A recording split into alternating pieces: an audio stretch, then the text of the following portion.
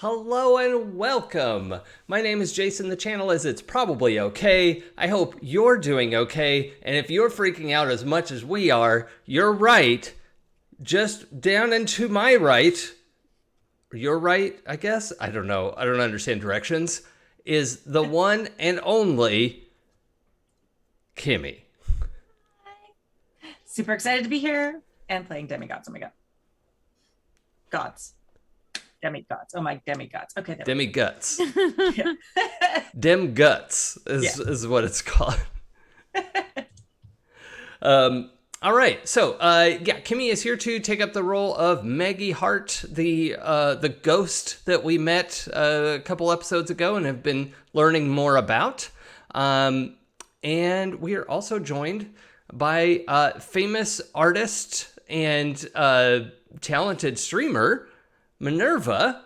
Tell the people a little about yourself. Hi guys, I'm Minerva. I am apparently very talented. Sure, cool. Yep. Thank you. And I am playing Rosalinda Cruz, the Elemental Playbook, the daughter of Influencer. So super cute. Cool. Pooja?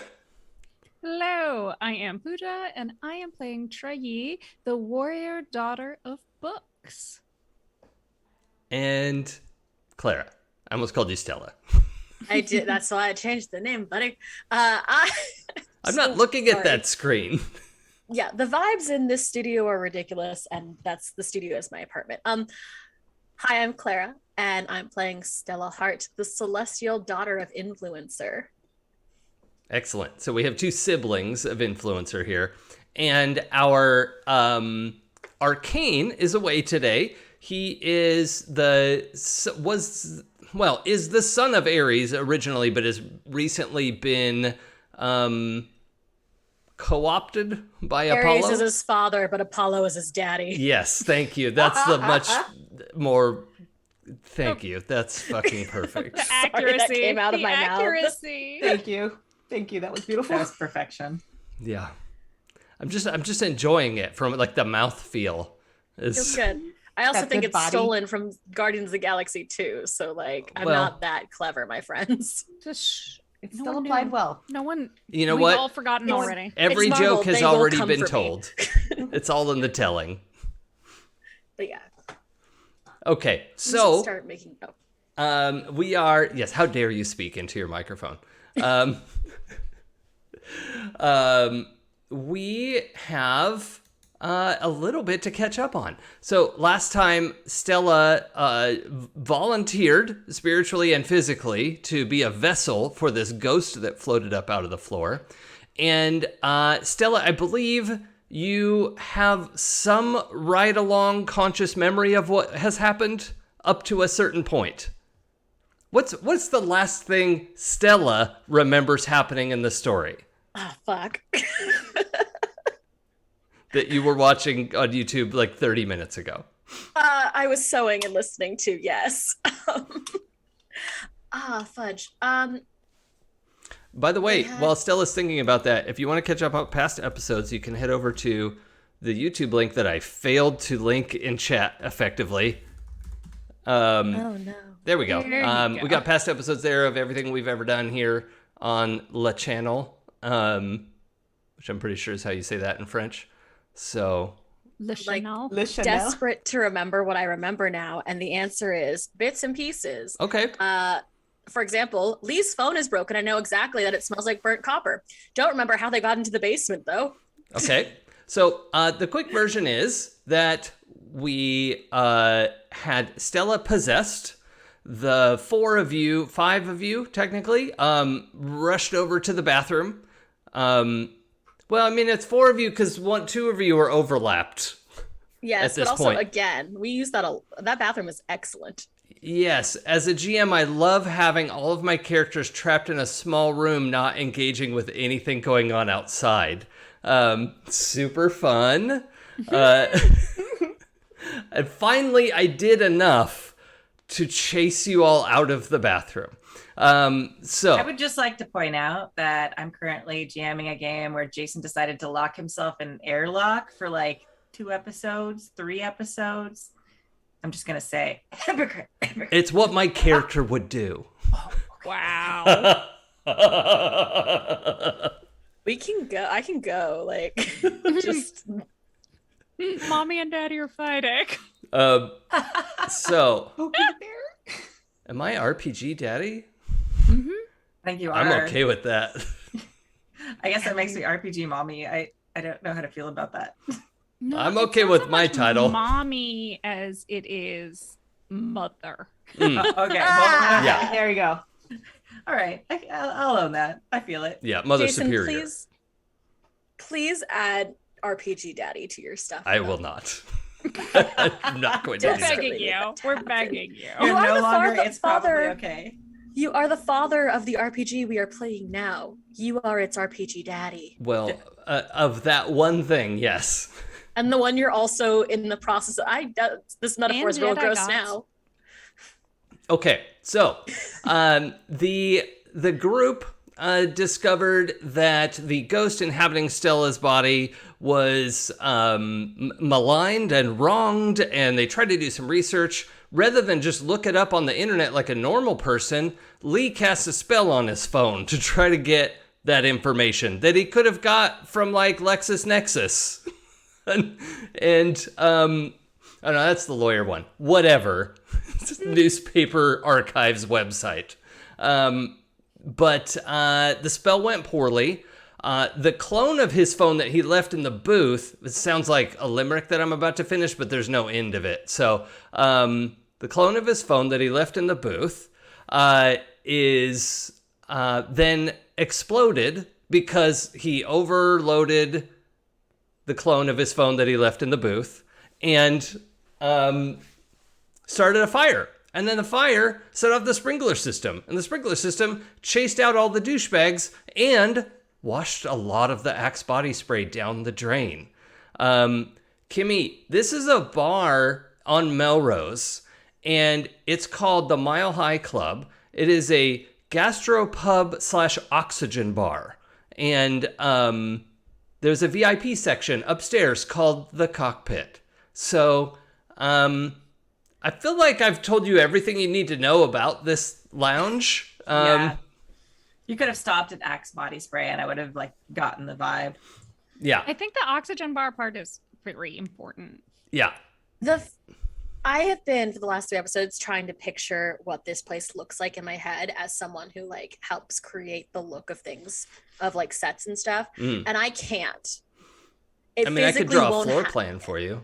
I mean, no, but like No. the way we've described it with like sky blue, like the sky blue like walls, It's but sky blue somehow walls and dark blue velvet booths. Yeah. yeah, And then it's- the bathrooms are like just that like barely sealed concrete. yeah, so it's just like a lot of choices have been made for this bar, and I don't know that anyone made the correct one. No, because we were portraying the purveyors, no. The owners. yeah, of this bar as being wrong and bad. Capital W, That's true. capital B. That's true. So, It's just astounding how hard it is for my brain to picture this. We've described it so well, but my brain will not put these pieces together. oh, Grady, thank you. I'm so glad that you're here for this. It is known that his phone clone was left alone, and now it's dead as a stone. This is good. Proprietors Especially if the is stone then exactly explodes. what's that? Especially if the stone then explodes. Yes. Yeah, there's like a fun tongue twister in there somewhere. But anyway, the group discovered that Maggie the ghost had some inkling of a basement. They discovered the basement. Rosalinda destroyed the floor plate that was covering the entrance to the basement, and everybody jumped down. In the basement, turned out, I think we had 6 or 8 giant casks, like oversized casks, not regular sized casks, it turned out to be whiskey.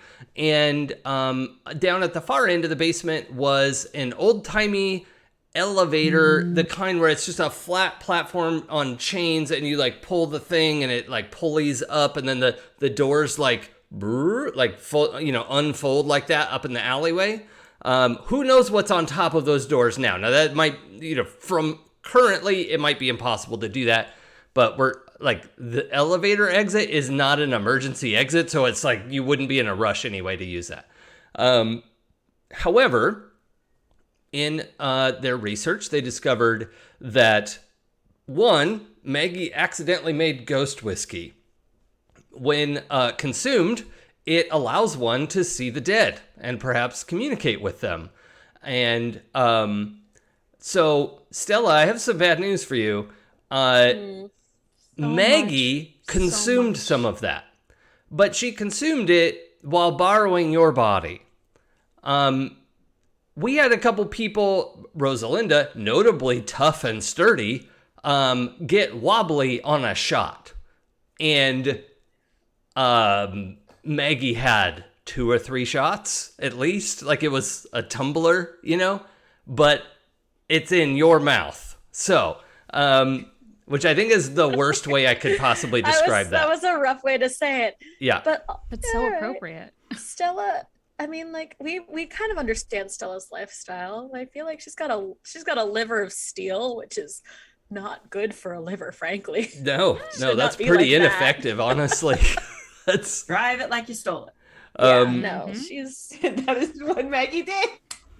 So, she wasn't trying to kill Stella, but Maggie was getting increasingly disoriented and lost and confused, and all of that was while Lee and Trey were making progress on their research. They found papers, they found photographs, they managed to animate the photographs, these black and white photos, and discovered that the mafia guy was in cahoots with the FBI guy, and when Maggie went out to sell, like on a meeting to sell the mafia guy some liquor, she showed up a little bit early because a calendar is a fucking promise.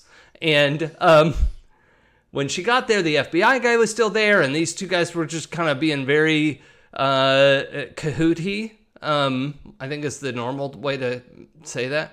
They weren't like, I'm not trying to convey that they were making out or something, because that wasn't their relationship. But and they saw her, and then she dropped the camera and had to like gun it and make a run for it.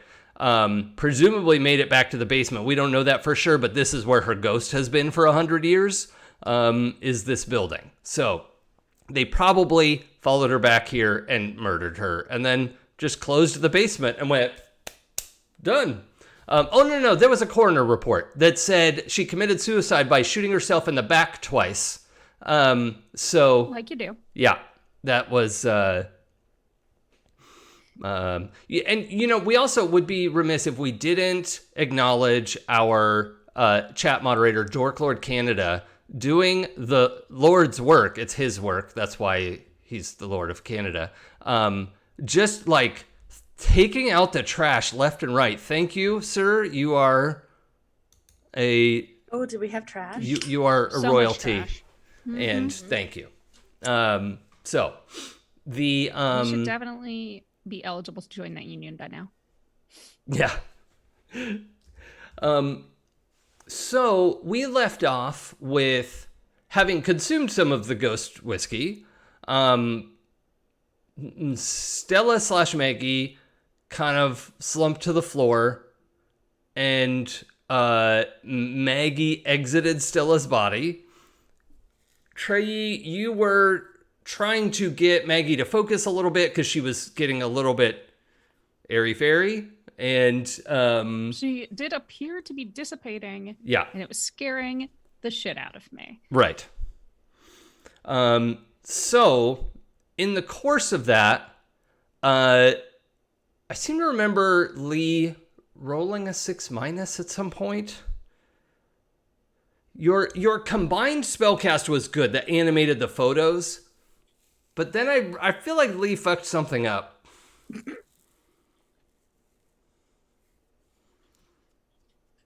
Yeah. Well, anyway, as you're sorting that out, you turn around. You're talking to Maggie the ghost. Stella, you're starting to come around. Rosalinda, what are you doing as like Stella is stirring on the floor? Troy is holding Ghost Maggie's hands, like giving her this whole pep talk. And also, Kimmy, just so you know, Maggie has become somewhat smitten with Trey because, one, Trey is fucking royalty, and is also just a very compelling figure, and also showed Maggie a great deal of kindness. And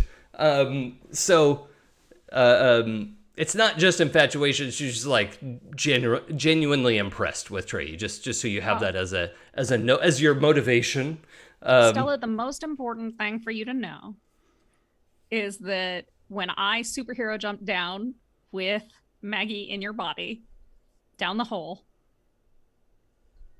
there was like a really weird, awkward moment where she was like, but it was your face. Yeah. Oh, yeah, that's true. It was like That's never going to be confusing. You've got me, who's got you? And then there was like almost a kiss moment, I think. Is that fair, Pooja? There were definitely feelings there. Yeah. There were feelings and a caught up in the moment. And then I was like, but that's not your body. But and that's Stella's face. Okay. And yeah.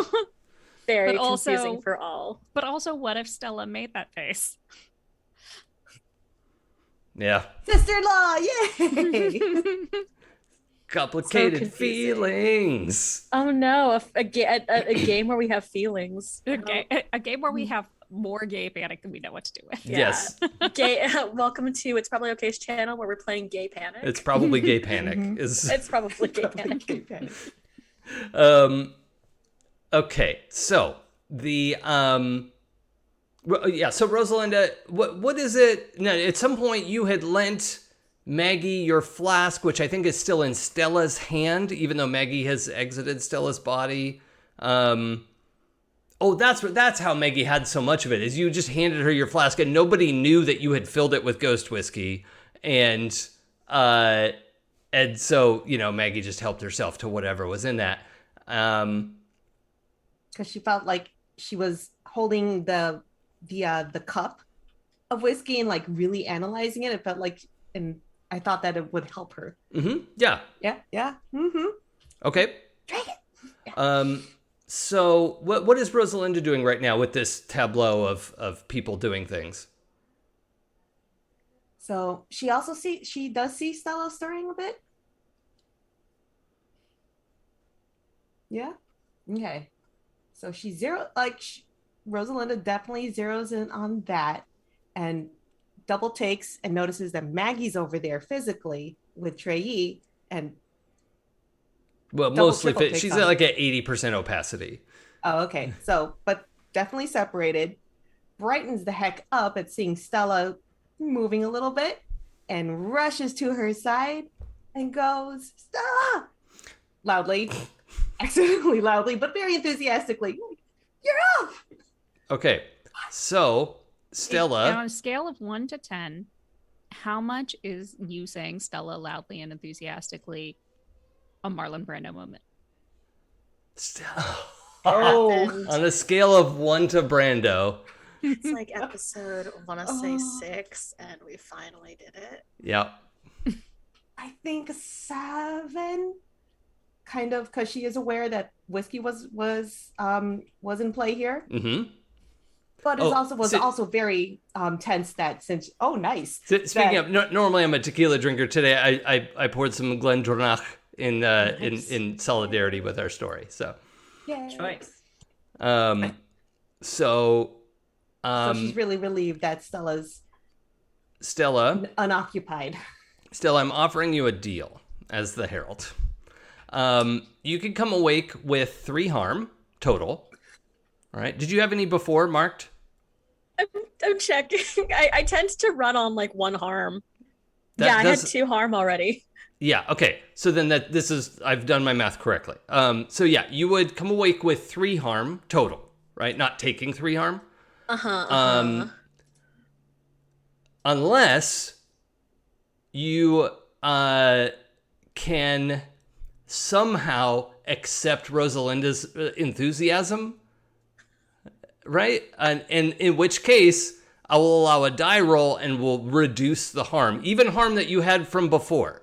Okay, so my question for you is, by accepting the enthusiasm, Is it like I have to return it or I just have to not fight it? You have to appreciate it in some way. That could be return. It could be it's not a passive like put up with it. That's not acceptance, right? Okay. I will take that. I will take it. Okay. I'm gonna take that. No, I will take the harm. No, Okay. I will so accept it. I'm gonna have you roll metal.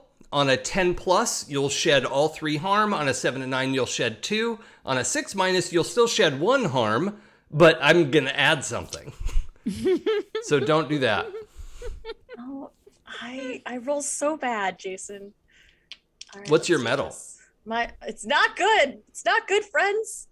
I have a 0 to medal, so it's Okay. not as bad as prowess.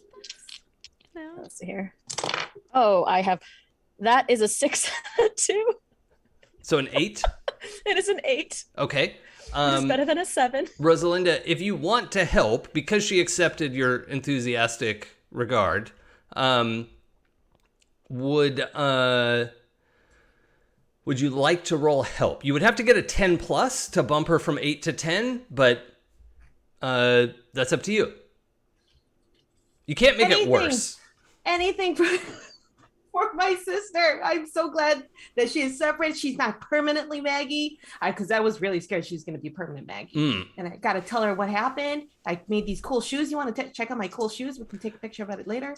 So what is how many tangles does Rosalinda have with Stella? 2. 2. Okay. Mm-hmm. So yeah, you're rolling +2 then. Right, here we go. Yes, that is a 6 and a 5 plus 2. It's 13. Okay. So I love you so much, sis. you can apply a +2 on your help roll, which is incredible. Stella, you get the 10 plus, and through the power of friendship, And Stella, you're going to have to accept Sisterly that. love. Through the power of personal affection, all of the headaches, the migraine, the ill feeling in your stomach just turns to like a friendly heat, in your chest, and you come awake out of this fog. Please erase all harm on your track. You were only up to 3, right? I was up to 2, so it wasn't like with the my worst. 1, With yours would have been 3. Yeah. Okay. So yes, that's please erase all of that harm. And I just have to hear Stella's response to this. I think like Stella, like she doesn't bounce back to like healthy by any means, but it's just like being like, it's just sort of sitting there like, damn, that was the coolest high. And then just sort of like leans into Rosalinda and is like, this is better. And it's a great big squishy hug. Yeah. And I'm like, yes. I gotta believe Rosalinda's like the best hugger. Like Rosalinda's the best hugger. Yeah. Confirmed. It's a chiropractic crack. Well, that too. Yeah. So do you like pick Stella up to her feet as you hug? Just do Lift. like a squat and Yes. hoist. Like, yay, you're all better. It was weird. I saw her, and then I saw you, and then you were offset. You were like from 90s television, and I was so worried. How you doing? I'm fine. It's a weird feeling, I'm not gonna lie. Is she still here? And I assume that she's still holding Trey's hands. Yes. So let's cut back to that scene, which was happening somewhat simultaneously, because both pairs of you were pretty absorbed in what was happening there. So I think that's okay. So Trey, you had just given this great pep talk. Maggie, you were starting to solidify, like Marty McFly coming back in the photograph. Your solidness is a little squishy. Like if you grab the hands too hard, you'll start to go through it, right? And so you're having to be gentle. But it feels like that situation is actually improving. Like you are becoming more solid. So what is happening? Well, this feels awful peculiar. Oh my goodness. This is the voice I couldn't bring myself to do, and I'm so glad that we have Kimmy for. Hopefully it'll get better in the next few minutes. I'll practice. No, it's good. It's good. It's perfect. Maggie, I'm so glad that you're more here with us. Yeah, it seems to be getting better. I can feel your hands a little bit better. Oh, I think I also forgot to tell you, Kimmy, we had set Maggie basically as Jennifer Connelly in the Rocketeer's outfit of like, leather jacket and pant, not very girly, but still a sort of femme tomboy look, I guess. Yeah. And still evocative of like the era. Yeah. Like an aviator kind of situation. Yeah. Leather riding pants are hot. I'm just gonna say. Yep. Okay. That was the Yeah. Our collective. Again, it's a Jason game. Everyone has to drink now that we've been distracted we're all by thirsty. the horny. Well, thanks for that so much, Trey. Whew. Well, now that we know your connection to your other parents,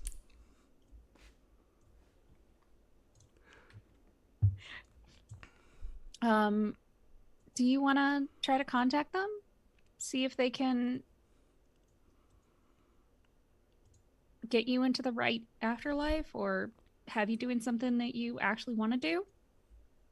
Well, things seem to be improving here. I'm not sure if I really want to go towards the afterlife. If things are starting to, manifest, become more real here, maybe hold off on that just a wee bit, maybe. Yeah, I just don't. I mean, because I don't want you to, have to stay a ghost here in a basement of the world's shittiest club. Yeah, I would also not like that place. Like, would never order that.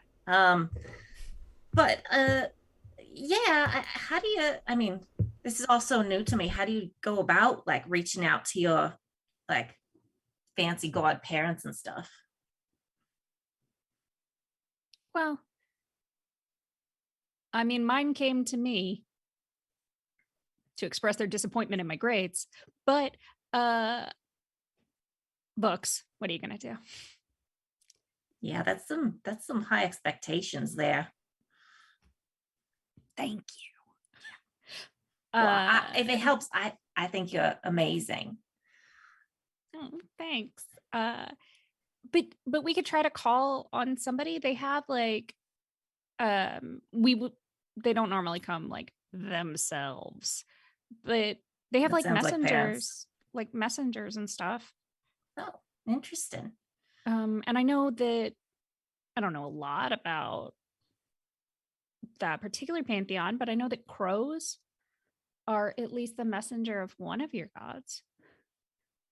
Oh, yeah. Do you know anything like did your family tell you anything about? Well, the Morgan, like she's a little intimidating. I'm not sure if she's the first one I'd go to be like, hey, can I join the family?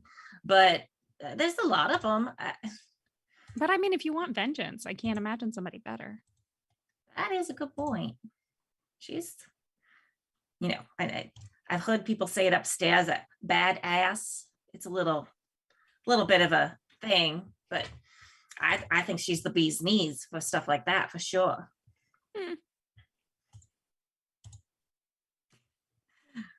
But yeah, we could try finding some birds to talk to.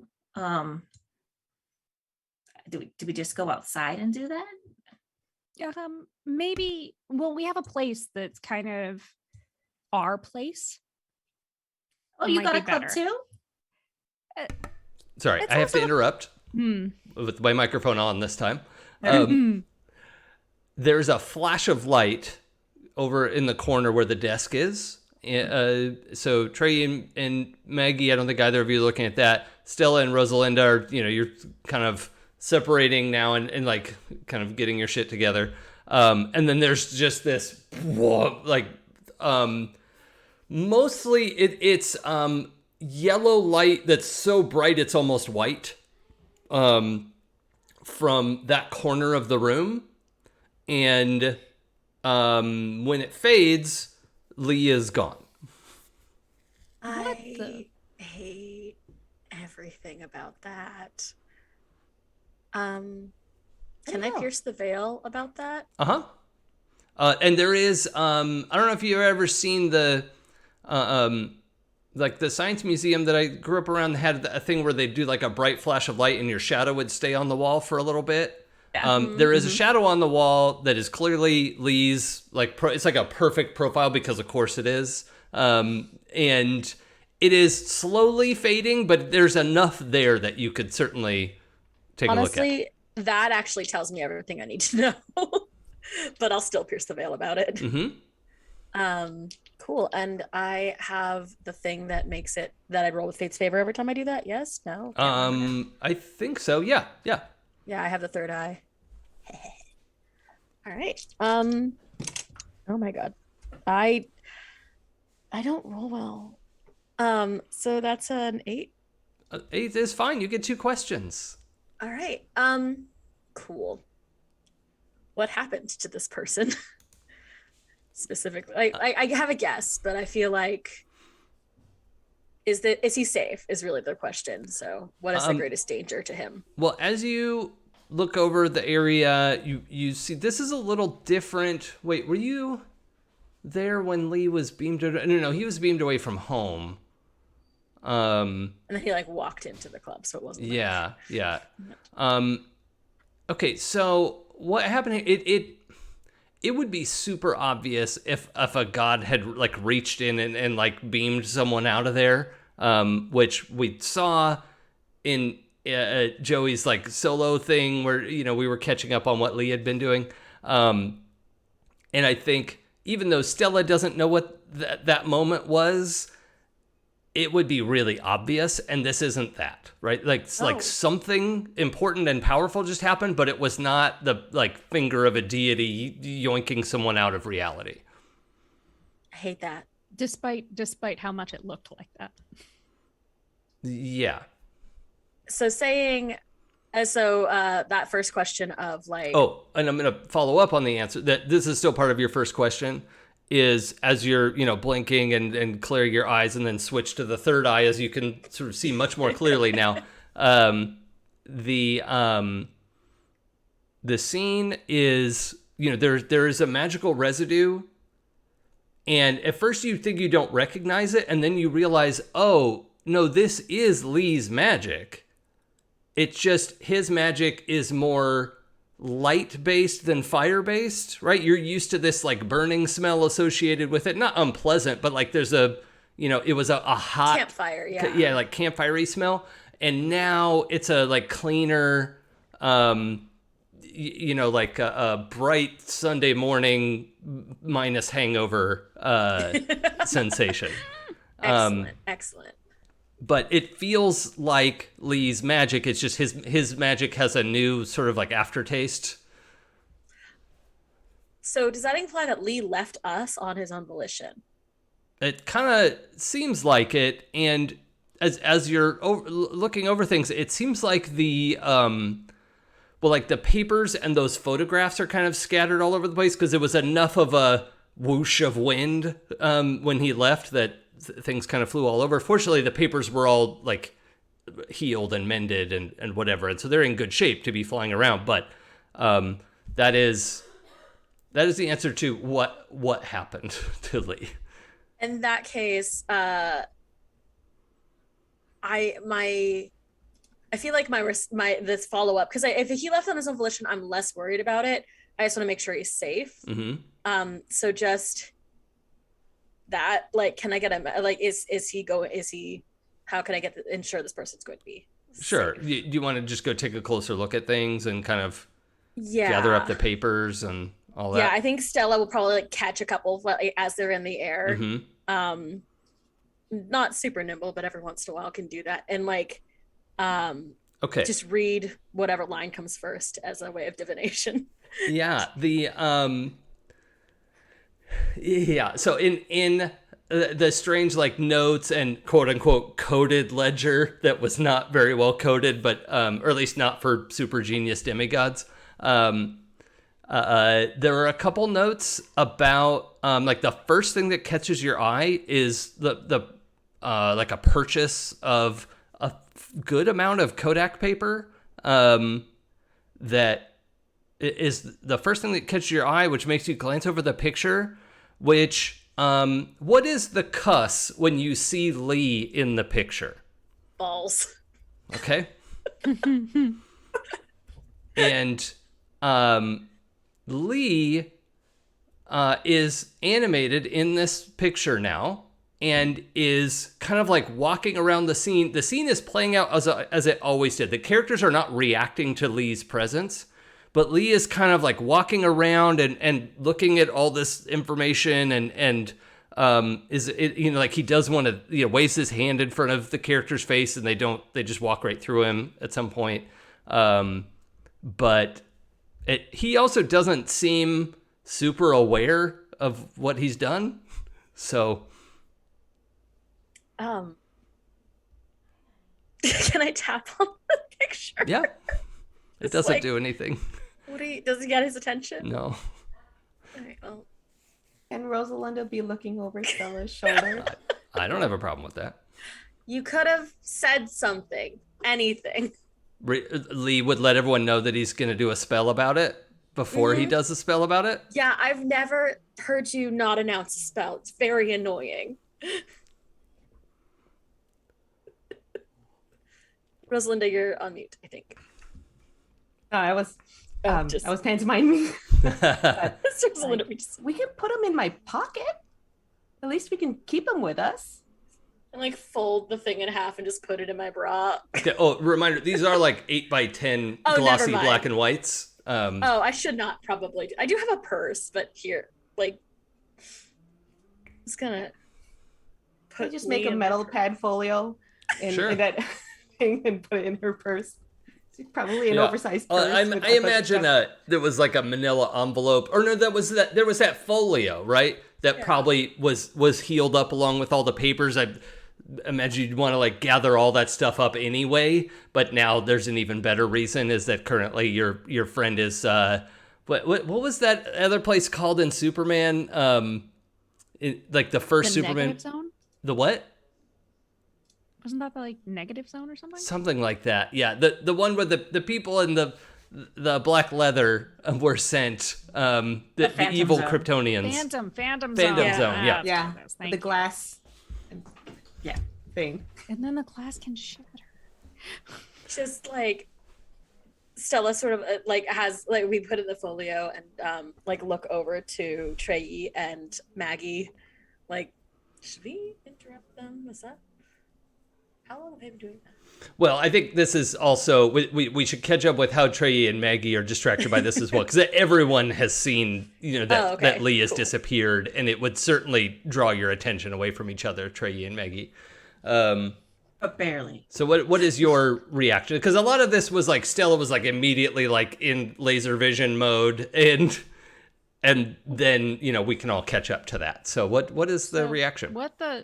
And I'm gonna come over because obviously they're like staring at this photo and kind of tapping it and whatever. And I'm gonna come over and be like, "What the hell? Did movies do that to him?" No, that is all him. Well, Huh. this can't be good. Well, I mean it's Lee, so I might all just be part of the plan. the plan that he failed. Can There was a someone plan. text him? Oh no, his phone is destroyed. No, it's sort of It's working. his phone. It's just on him. active. Well, no, my hope was that if his phone was with him, he could just text us from the picture. Yeah, I think if Does he he get realized service? something was wrong, Yeah. yeah. My I'll phone's text working. him anyway. Like if Joey were here, I would be telling him, yes, Joey, you believe you are sort of like VR interacting with this photo. And you're sitting at the desk doing that, and everyone else would be told Lee is gone. Yeah, I'm not trying to like interact with Lee because Joey's not here, but it's more of a like, we should make sure he's okay. Which this is his problem, so he did this. Yeah. Now, I should also note that the these 3 photographs have essentially now become magical artifacts, which makes them extremely sturdy. Certainly like basic water and fireproof. Like a mortal wouldn't be able to rip them, or if they did, it would just go back together, right? So for whatever that's worth it. And all of you are fairly familiar with how magical artifacts work, so that's not a huge deal. And the fact that you could just put it all in this folio is, pretty sturdy. Well, that's okay. Well, I guess we just bring him with us so that he doesn't, whenever he's done doing whatever he's doing, he doesn't pop out here alone. Seems safe. Yeah, let's keep him safe. We were here for something. Yes. I was thinking, I don't know how feasible it is, but we did leave kind of a giant hole from coming from the club. Do you need me to fix it? If you don't mind, and that way they don't find it when they come back. Oh yeah, we don't want anyone to drink that just yet, right? Not a bunch of mortals. Okay, sure. All right. Yeah, we put a lot of work into all that. Oh, sure. Also, Maggie, a little bit of backstory, and some stuff that came out last episode was Maggie got real upset when they suggested that people could see the dead because her family had been accused of being witches from their brewery, from their brew giving people visions. But that was hundreds of years ago, and it's just like a touchy, sore subject in the family. It's like your direct family were never accused of being witches, but like it is like a sore point in the family.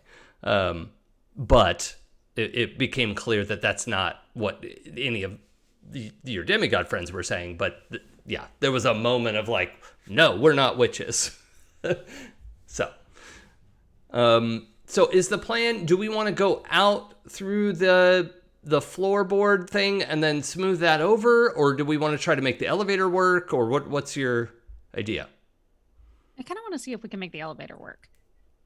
Because if we went out to the street, then having a different access so we would never have to come back into that club again would be nice. Yeah. Okay. Ever. That Well, oxygen shot was nice. I think Try it, Trey. just I did try it. just to break the seal on this, Maggie, if you wouldn't mind. Oh, you know what I didn't do? I didn't establish your +1 stat. You get a +1 to one of your stats.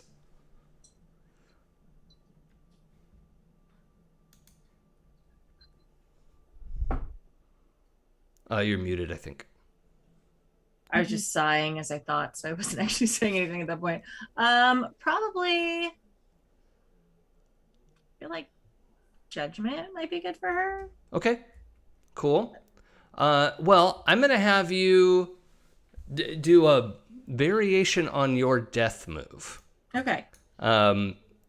Which, as listed, is while you're dead, your shade in the mortal world inhabits an object or device belonging to one of your weave.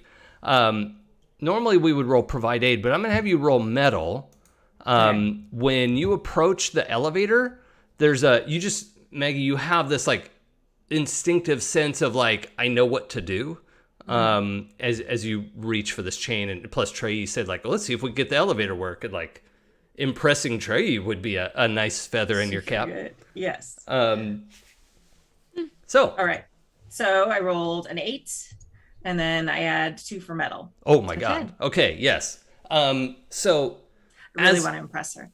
as you grab onto it, it's not like everything unrusts the way Rosalinda like healed all of the metal, but every component in this very simple machine like greases and like straightens itself out, and does like a number of, there's like some clanking of things like falling back into place and some bolts tightening and a bunch of things happening, and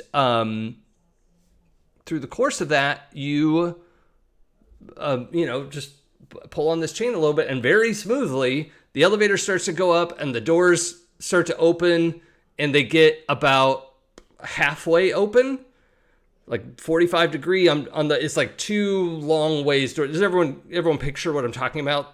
Yeah. Okay. Yeah, it's a ground one. like big storm cellar doors, but Right. not that. Yeah. And It's those things that I'm always scared to walk on when Yeah. I see them in the street. Yeah. and you should be, because trolls will reach out and grab your ankles. Or a So bunch of Jason. demigods might pop up. yeah.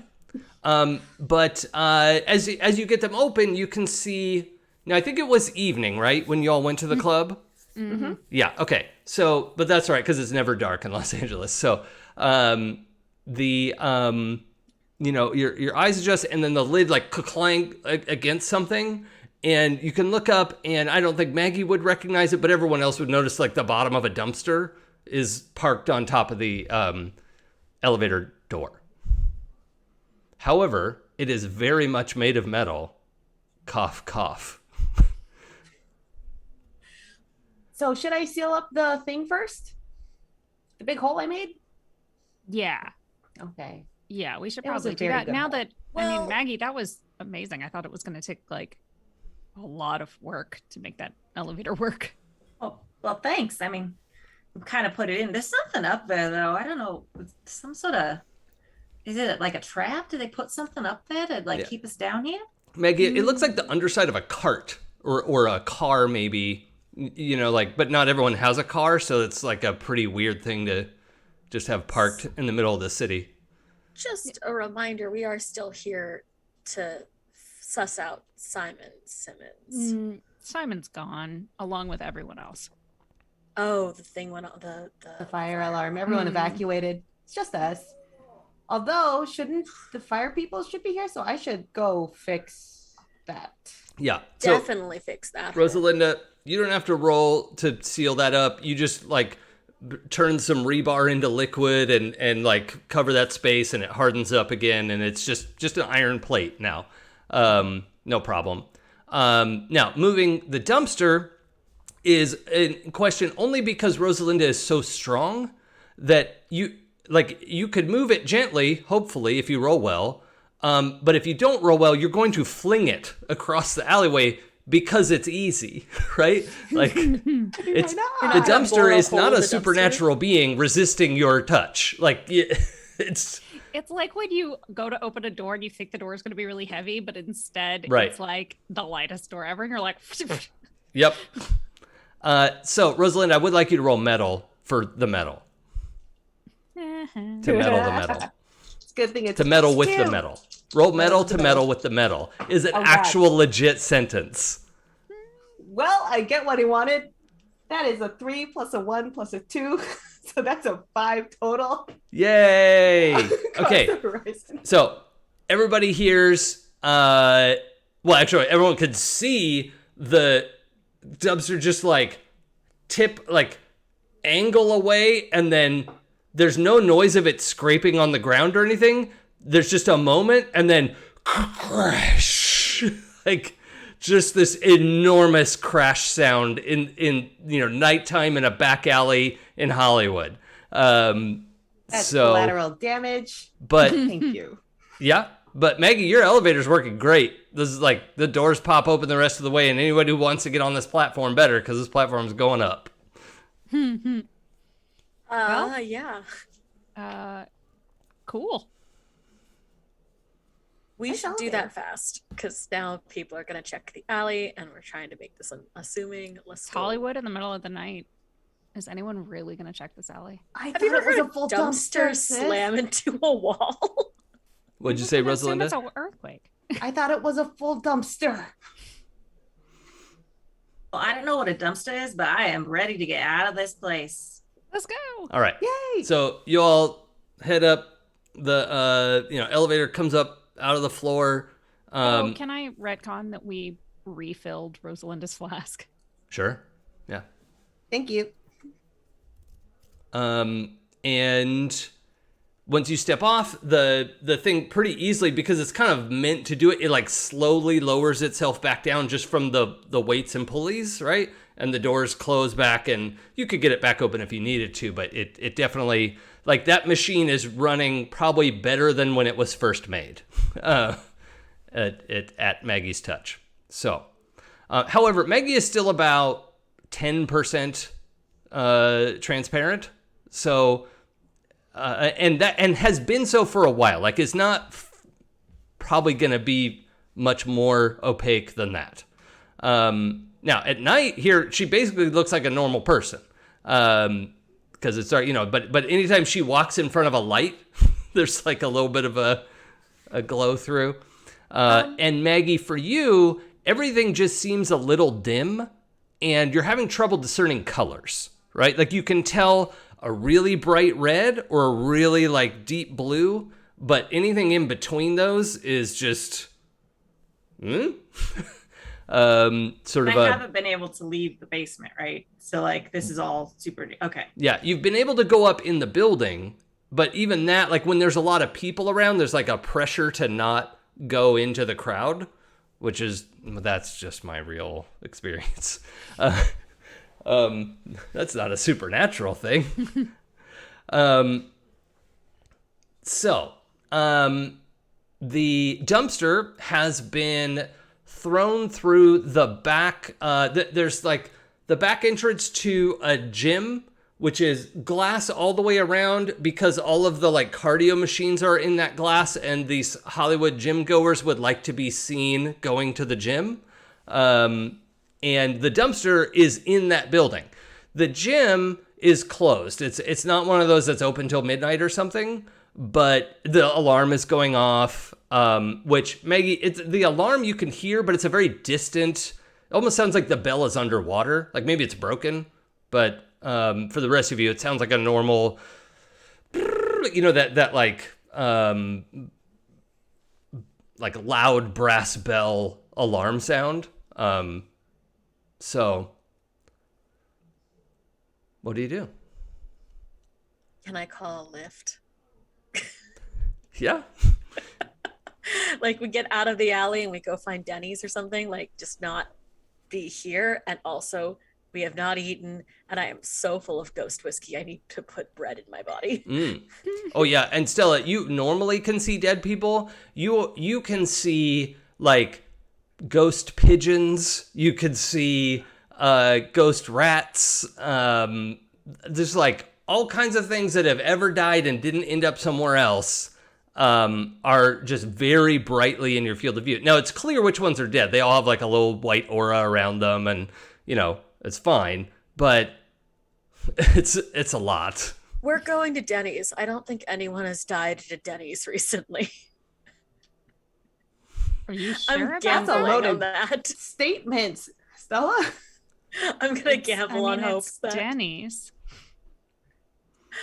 Yeah, no, I think we just leaving here is a good idea. So I'm gonna call Yes, definitely. I'm gonna call a ride share app service, because if we're gonna name drop, they'll have to pay us. Sure. Well, do you want to just Postmate it and then we'll go to Let's go to the the cemetery? yeah. Yeah, you guys aren't that far from the cemetery, ultimately. Oh, then let's just do that. We just need to get out of here before that becomes a problem. Yeah. Yeah, we don't know how long, and I think it'll be safe enough for Maggie. For you, Yeah, Trey. probably slightly better. Maggie's just like kind of looking around like, whoa. like trying to play cool, but also like, this is wild up here. There's a lot of things. There's these cars, I think. It's like, there's just like a lot. She's staring at stuff. Maggie, as the four of you start to walk down the street, you have, I don't want to say it's a literal voice in your mind, but you feel this kind of like tugging, like from behind, like up and to the back. But it's like there's a rope attached to your sternum that goes through your body, and it is like somebody is like pulling. It's not actually like pulling you back, but you just feel this like this tug. Resistance. Yeah. And you hear a thought of it's time for you to come home, but you don't have to, right? You don't have to do anything about that. It's just that this is what you hear is like, you're ready to come home now is actually, that's better. That's more what it's trying to convey. Okay. Maggie's going to think about that for a second, and then she's going to look up the tray, just kind of like, and then she's going to kind of just 5 more minutes. yeah, ignore that and kind of like just keep going with them. And like as you kind of pause to take everything in, I'm gonna come back and be like, "You good?" And like, do that like back of hand bump. What? Oh yeah, it's just it's there's a lot. This is a lot. Yeah. I get ideas of how things were, but I had no idea everything got so tall and so fast and close together. Mm. Yeah. And also the people on the street are a wild mix of people. There's people in fancy suits and unhoused people and people in like, Forever 21 punk rock clothes. Like just every facade that you can imagine, all of which is unfamiliar to Maggie, right? That's Although to be fair, like it was the 20s. Like we had there were wild things happening that even we would think were wild. Mm-hmm. That's true. But just the variations, the manner of dress, just all this stuff, the cars, the buses, people everywhere like talking on their phones, or they have their earpiece in and they're just jabbering away and you don't know who they're talking to. And Maggie wouldn't. I mean, she probably is kind of figured out from seeing the demigods, like what a phone is. But like phones, like in my time, it's like on the wall, like, hey, operator, like very different. Yeah. So there's a lot of that going on, and there's that small pull in your chest, Maggie. But other than that, we're fine to proceed. And Stella, I'm gonna say you are now perceiving a kind of silver thread trailing behind Maggie. Like if you had a spider web attached to you and it sort of was caught in the breeze, it's that fine. It's like you almost didn't notice it, but you don't have to roll. You have third eye is a gift, right? Yeah, third eye is one of my gifts. Yeah. So yeah, you can just see that. If I like swipe at it, does anything happen to it before I? Your hand goes through it. Roll Stella moves of just waving at things that don't exist. Yeah. Rosalinda Stella is the tries house to catch cat. her hand. Yeah. Yep. All right. Well, I want French toast. Yeah. Imagine like Stella and Rosalinda following behind Trey and Maggie, and Stella's batting at something, and Rosalinda was like, "It's okay." It's okay. Like, okay, no. This is the most normal thing Stella has done tonight. This is fine. Well, let's say least weird. Least weird. But yeah, like Stella like leans back into Rosalinda. It's just like, I want French toast, and I know Postmates delivers to Hollywood forever because she has done this before. Mm-hmm. Yep. I feel like it's our regular Saturday night thing is that we get smashed. I mean, specifically Stella and Trey get Sneak smashed into the and graveyard. end up at the Hollywood Forever and ordering some food. Yeah, the little little tent we have in our like spindle. Yeah. Has a bunch of takeout bags. I love it. We have a shared account on it, so it's all on the quick order or recent order. Oh yeah, so yeah. I Just pull repeat it up order. and Yeah. Yeah. like, all right, I could go for some sausage. Let's go. Just more of that. Whatever it was ordered last time, double it, and Yeah, a milkshake sounds really good. How about that? the delivery guy just totally like it's like, this is weird every time it happens, but I do it anyway. I'm sure really, you all really tip well. well. Yeah. Oh, we tip well. Yeah. Okay. Well, we make it back to Hollywood Forever Cemetery. Maggie, we're clearly walking into a cemetery. It's a little weird because there's some like glitz and light, and it's like also pretty obviously a tourist destination and a working cemetery. So that was not there in the 1920s.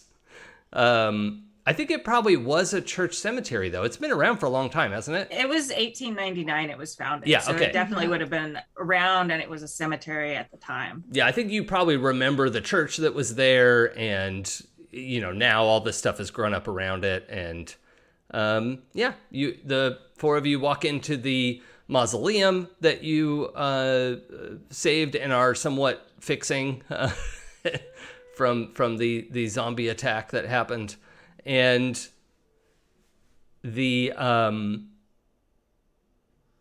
Is there like one of the movies going on?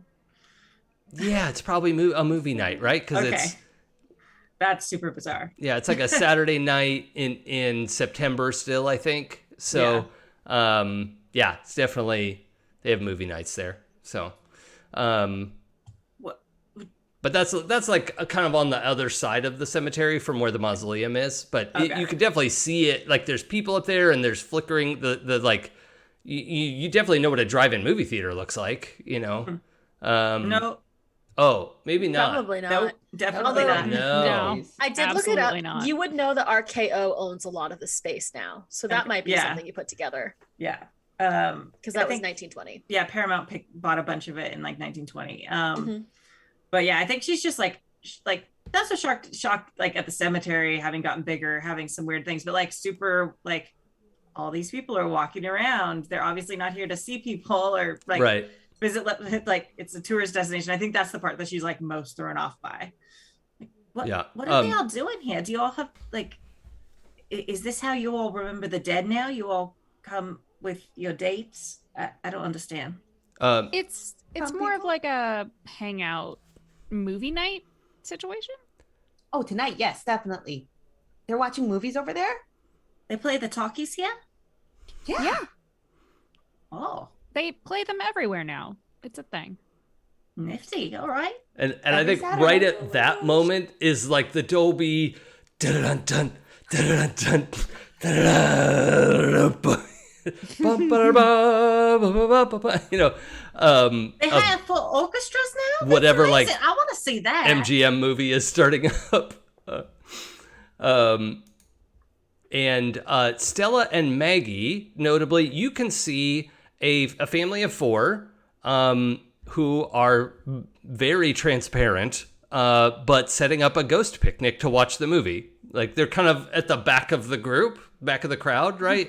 So you all can see like the back of where people are gathered and the flickering of the screen kind of on the other side of a hill, etc. But yeah, you could see a ghost family setting up their, movie picnic. That is so cute and so sad, and like I'm Ghostly happy that's wholesome. it's I'm glad that that's what they're doing with their time. I think as we pass through, I'd like wave to any of like ghosts who I accidentally make eye contact with. Oh, a bunch of them are like, oh, like they're real excited, but some of them you also recognize now because like your whole debacle when Lee was gonna wreck the world. Yeah. Like you were meeting a lot of ghosts that night and trying to be like, why can't they see me? Yeah. Troubleshooting it, and so you just know a lot of the locals at this point. But yeah, that's worth noting. That'll be useful later, I'm sure. Hey, Trey. Do you think Maggie wants anything from Denny's?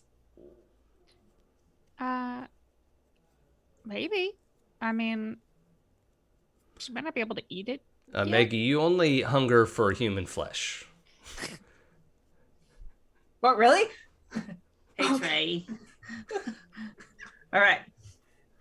What's your favorite diner food? Diner food? You like coffee? We definitely had diners. I don't know if they called them diners. I feel like that's like a 50s thing. I don't know. Hmm. I might be completely Maybe. wrong about that. I have no idea. They had cafe. They had like, Yeah, like eateries, cafe- cafes. Cafes, Yeah. like Yeah. joints. Like people be like, Yeah, but people didn't go out to eat all the time too. That's true. yeah. It wasn't that much, but it wasn't like they didn't ever exist. Right. No, 'Cause, yeah. like Yeah. there would have been like communal kind of. Oh, and Restaurants exist. in her time, particularly as a single businesswoman, Maggie was like kind of low key wealthy, right? Like not ridiculously wealthy, but like she had money because she was a successful whiskey baron, So for whatever that's worth. I hadn't been killed, my kids would be super rich by now using Yeah. Oh, hell yeah. the whiskey wealth, Yep. like the Kennedys. Anyway, exactly how they got their money. Sure. I guess. What kind of foods do you eat nowadays? Breakfast food. Breakfast food. All I right. check, whatever time it is, it's clearly like past midnight, and Everyone Still eats is like- breakfast food all the time. All right. yes. So I guess do I'll what we have some want. eggs. Yeah. All right. I'll All order right. you some eggs. How do you like it? Sunny side up? I'm gonna skip us ahead a little bit here so we don't get too bogged down. But the Denny's order comes. We've got great big piles of food. Like ordered way too much. But Say that until you see Trey Right, and right, Rosalinda yes. start eating. but your befuddled delivery person is, you know, chipper as ever to get the kind of tip that you all put on it. So, yeah, the food is delivered. The movie is about halfway through. You know, it's been an hour or so, and we've all had a fair amount to eat. Had some chit chat, had some back and forth about what's going on.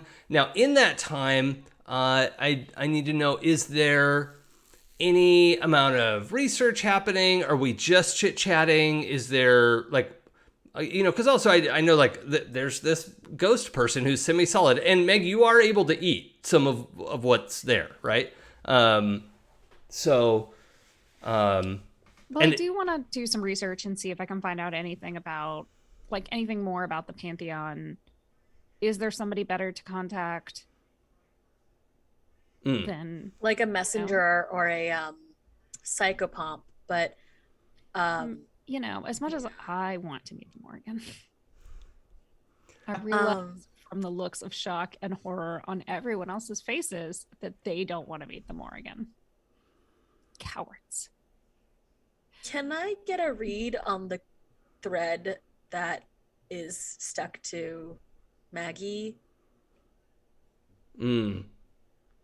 I would actually need a bend fate for that one, to push your third eye beyond its normal limits. That may be something I do, but it's not. Again, Clara kind of has suspicions as to what it is, so I'm not, again, terribly worried about it. Okay. But it would be something that Stella would have done while explaining to Maggie the history of film since 1920, probably. Yeah. Well, do you want to roll weird? Yeah, let's do it. Let's get weird. Okay.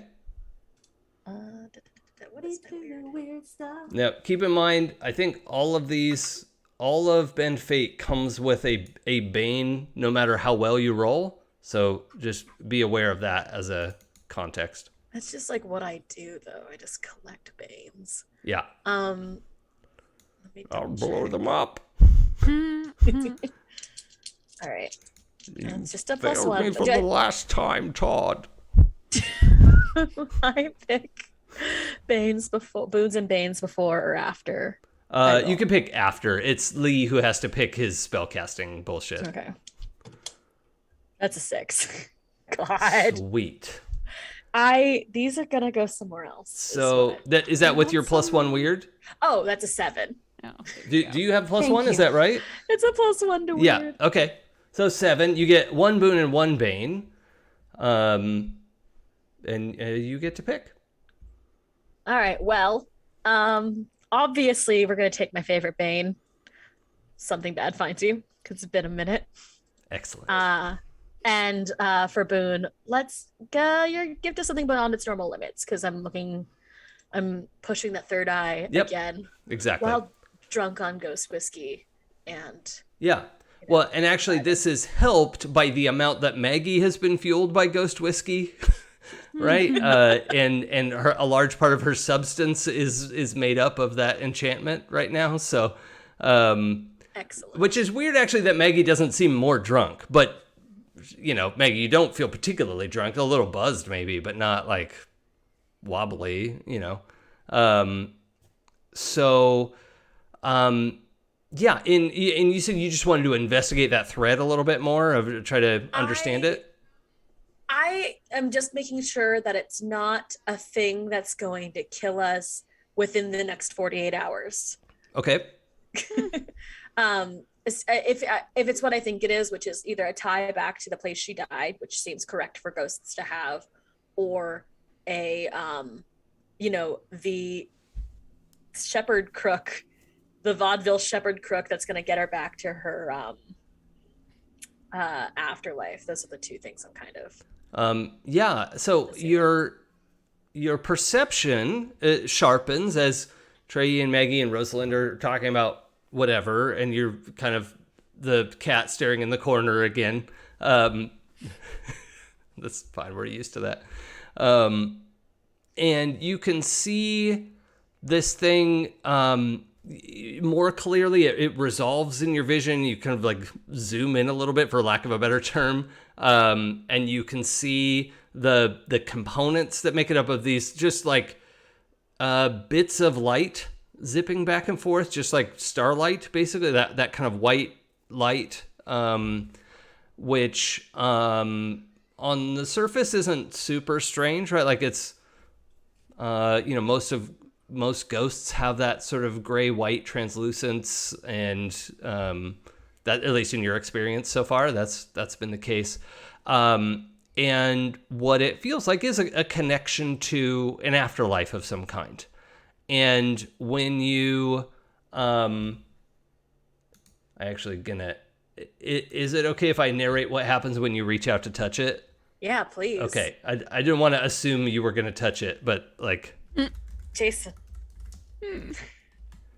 you can assume one thing about me for the rest of your life. And that is, if it is put out by plot, it is meant to be touched. Okay. Clara philosophy. All right. When you reach out to touch it, you kind of expected your hand to just go through it like it did before, but you actually end up kind of plucking it like a guitar string, and you do this one like, oh, and that happens, and Stella and Maggie, both at that moment, you hear like somebody just ran their fingers along a small harp, like in a melodious way, like it sounds like, like somebody warming up to play the harp. Yeah, probably just a, small traveling harp or something like that. But that's what it sounds like. When you just like, blink, you like plucked this one thing, and it just was this whole string of sounds.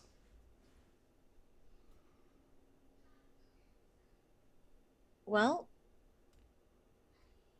I have thoughts. And Maggie, you heard this and are aware that like something happened behind you.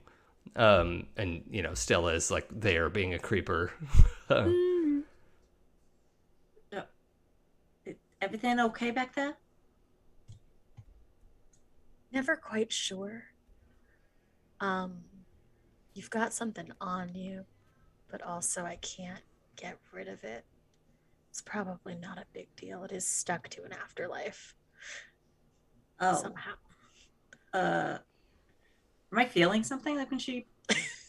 Yeah, that like tug in your chest feeling, was. Yeah. It's not like sharp or painful, but it is a that, and then that like harp thrum, that like flicking your fingers across the strings. Mm-hmm. You feel it in your chest as much as you hear it in your ears. Yeah. About that. I think that the Twatha de Dawn are trying to reach out. I think they want me to come home. Yeah, but like, you've been eating, so like, do you really have to go now? At that moment, let's say Rosalinda is tossing like a wadded up trash bag. Is that a Rosalinda move? That is a Rosalinda move. Like wadded up like food bag into the trash can in the corner. And that's a big enough move that everyone would at least see it out of the corner of their eye. You lob it, and about halfway through, it just slows down. And you realize like a lot of stuff in here is slowed down. You are not all slowed down, right? You as people are not moving in slow motion. But it gets real cold. And it feels like this blanket of cold dropped on you from above. And the like motes of dust are moving slowly. The like dropped plastic fork is slowly falling. What did you do to no one in particular? And Stella, you know this is related to what you did. No. Are you going to tell on yourself? I think actually because Rosalinda said it, she said, "What did you do to no one in particular?" And Stella goes, "Nothing." Goth protest too much. What have you been touching? I think it's a string. Hold on, and I want to inspect the people in my weave's backs. Yeah, you don't see anything that looks similar to it. Maybe because you're not dead. There's a obviously Maggie has a connection to the other side, and I was just trying to figure out what that was. So you thought you'd tug on it? Yeah. I told you to not touch it. Whatever it was. You didn't know what it was before. Now we I know, do. but you should. Somewhat incongruously to the ominous cold and slow motion movement of everything around you, this reverberation of the harp strings comes back through and now are being played like a record at half speed. And all of you can hear it this time. Oh. I get up and arm up. Okay. What are you grabbing, Rosalinda? I am grabbing a halberd Mm-hmm. and one of my bronze practice shields. Okay. Is that halberd's a two-hander, isn't it? Oh wait, yeah, that's right. No, Spear? All right. Spear and shield of some kind? Don't you have like divine strength or something? yeah, it's divine something. Well, sure, it's but a that just means two-hander, it's a big spear. Yeah. I don't think Right. you No, do have let's- divine might, though, do you? No, I have epic weapon. Yeah. Which is my brass knuckles. Oh yeah, that's right. But I forget that I have brass knuckles, and I still grab like a sword and Yeah, a that's shield. okay. You don't know if what's coming is something you want to get that close to. Also, a spear or how you could throw it, like that's yeah. Yeah. Once I see Rosalinda start to arm up, I'm gonna take out my pen Okay, and Okay. and uncap it right away. yes. Like okay, Well, I'm gonna have it. As a I don't really want to throw down with an actual god. Oh, and I I was gonna say. I do want to be clear too. This harp music, I think all of us would recognize as much more of like an Irish tune versus the angelic host kind of harp. It's an Irish harp. Do I have any like vibe? Like when I hear it, like does it feel comforting? Does it feel scary? Like I would say without labeling it as comforting or scary, you are chilled to the bone. But like physically, it's not frightening in and of itself. Now, Maggie can feel however you want her to feel about it, but it is not, it doesn't feel like your doom has just, floated over you. good to know. Oh, and Kimmy, just so you don't know, we're in about 10 minutes. We're going to take our break. We have a little break in the middle, so Okay. just FYI.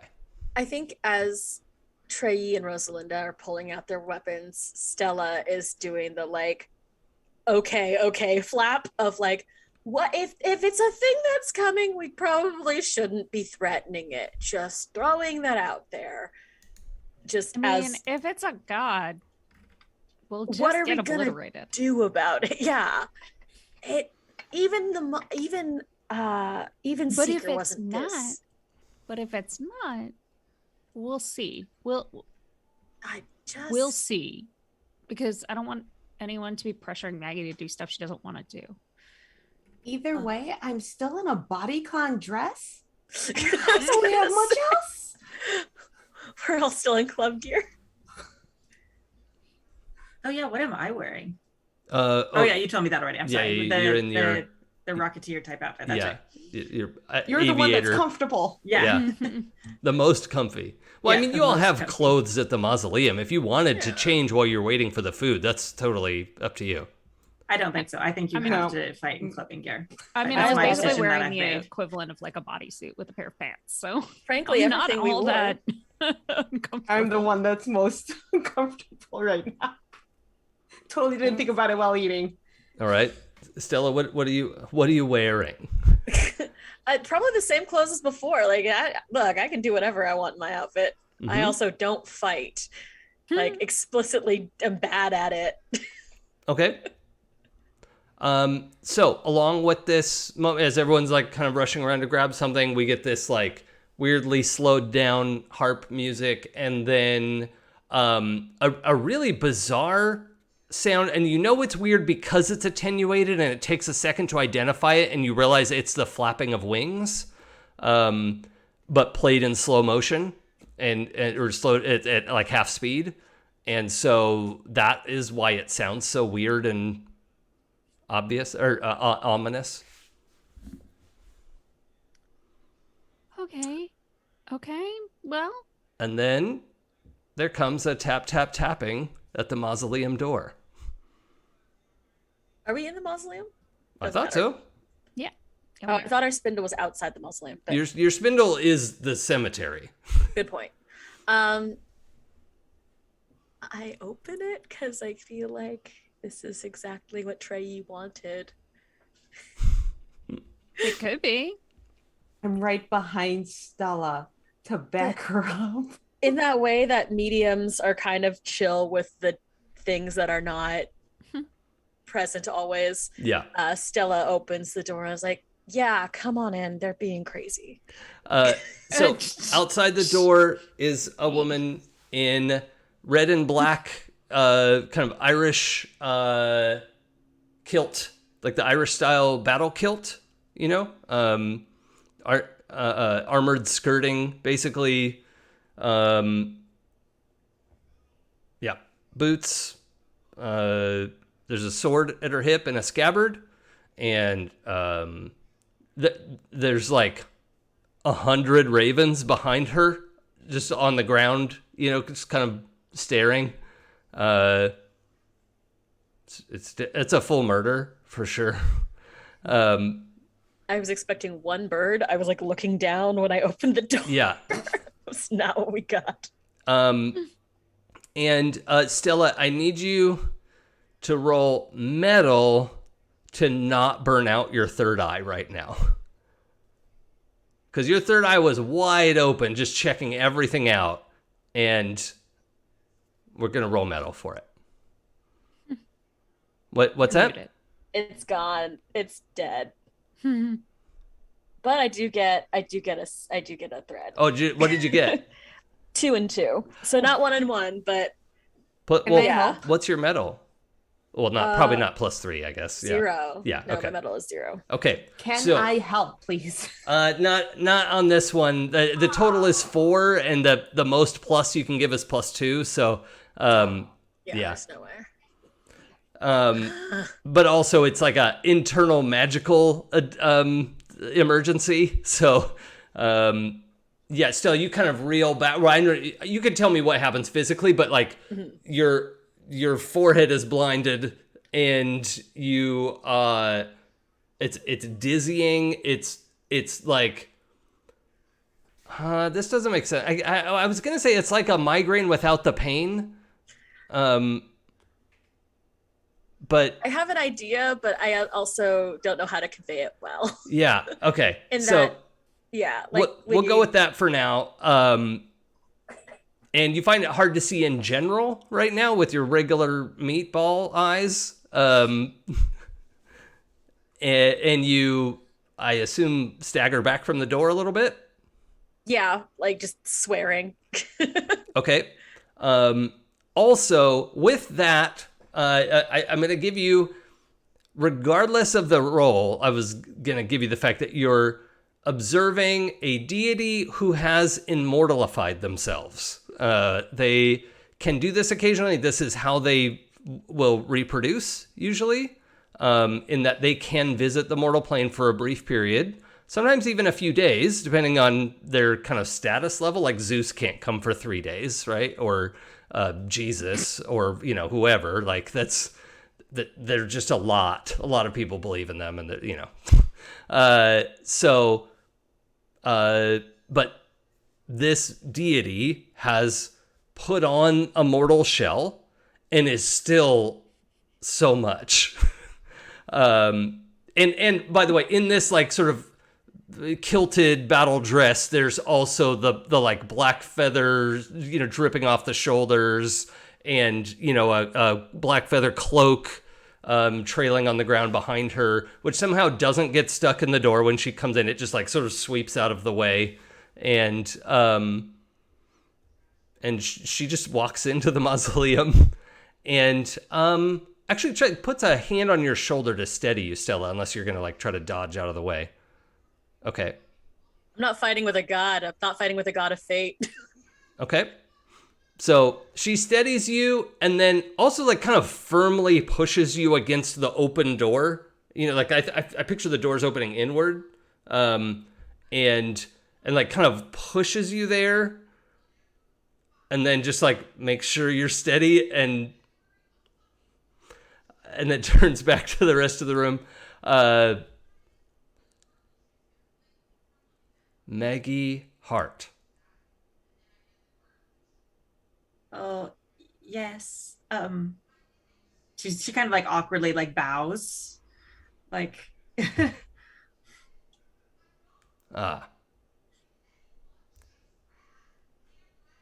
Editrix, and she like gives you the like 5% bow that a king would give a visiting princess or prince. You know, do you know what I mean, Pooja? Yeah. It's like, yeah.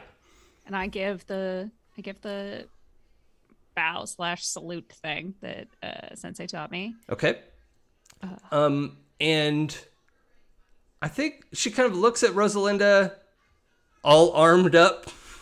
Rosalinda, what are you doing? That's me asking. So she's got Stella up against, well, she sees Stella up against the door. She like placed her there and then let go. Okay. Creeps. Tries to subtly creep her way in front of Maggie.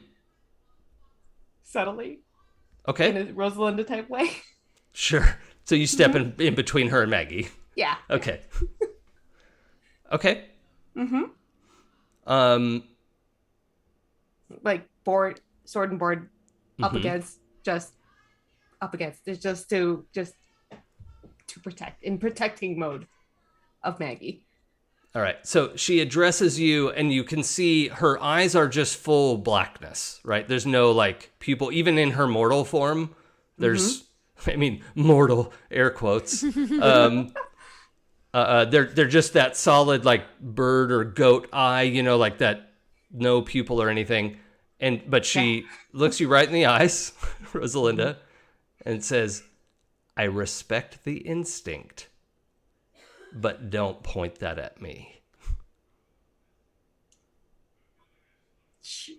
I'm just gonna place I'm gonna like, she's not kidding, and like gently like guide your arm down.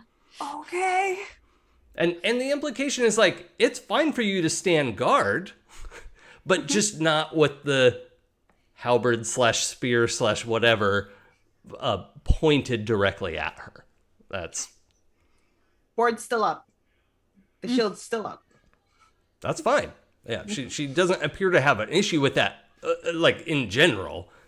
She just took issue with that being pointed at her. So she then kind of looks past Rosalinda again to Maggie and says, "I'm sorry I'm late. Your family is descended from my husband's transgression, and I was not informed. Oh. However, that does not excuse me from my responsibility when I should have gathered you and those who came before. Your ancestors have been brought home." You are the one who's been called? Yes. She looks kind of embarrassed because she's been doing the like psychic equivalent of like not answering the call, like decline. Just letting it go to voicemail. Yeah. Not home. Not home. Yeah. When you say brought home, you mean like dying? They were already dead, but unclaimed. They are of royal blood and deserve to be among the chosen. You, likewise, served and battled in your own way, successfully, impressively. But because your death was dishonorable on the part of those who killed you, my husband insists that you get a second chance. And I have agreed to... sorry, that was Jason's pause. I have agreed to humor him in this regard.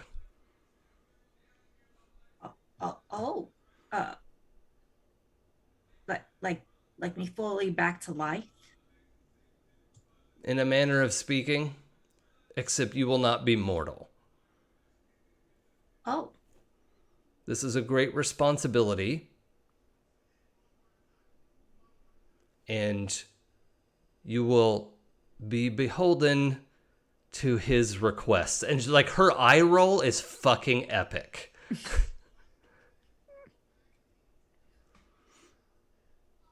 Right. That sounds that could be good.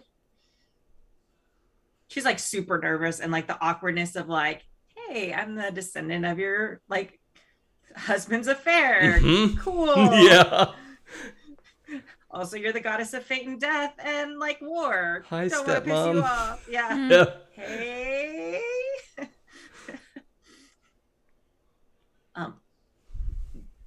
What all does this entail? Do I have to do something to make it happen? You have to agree, body and soul, and then I deliver what he sent me to give you.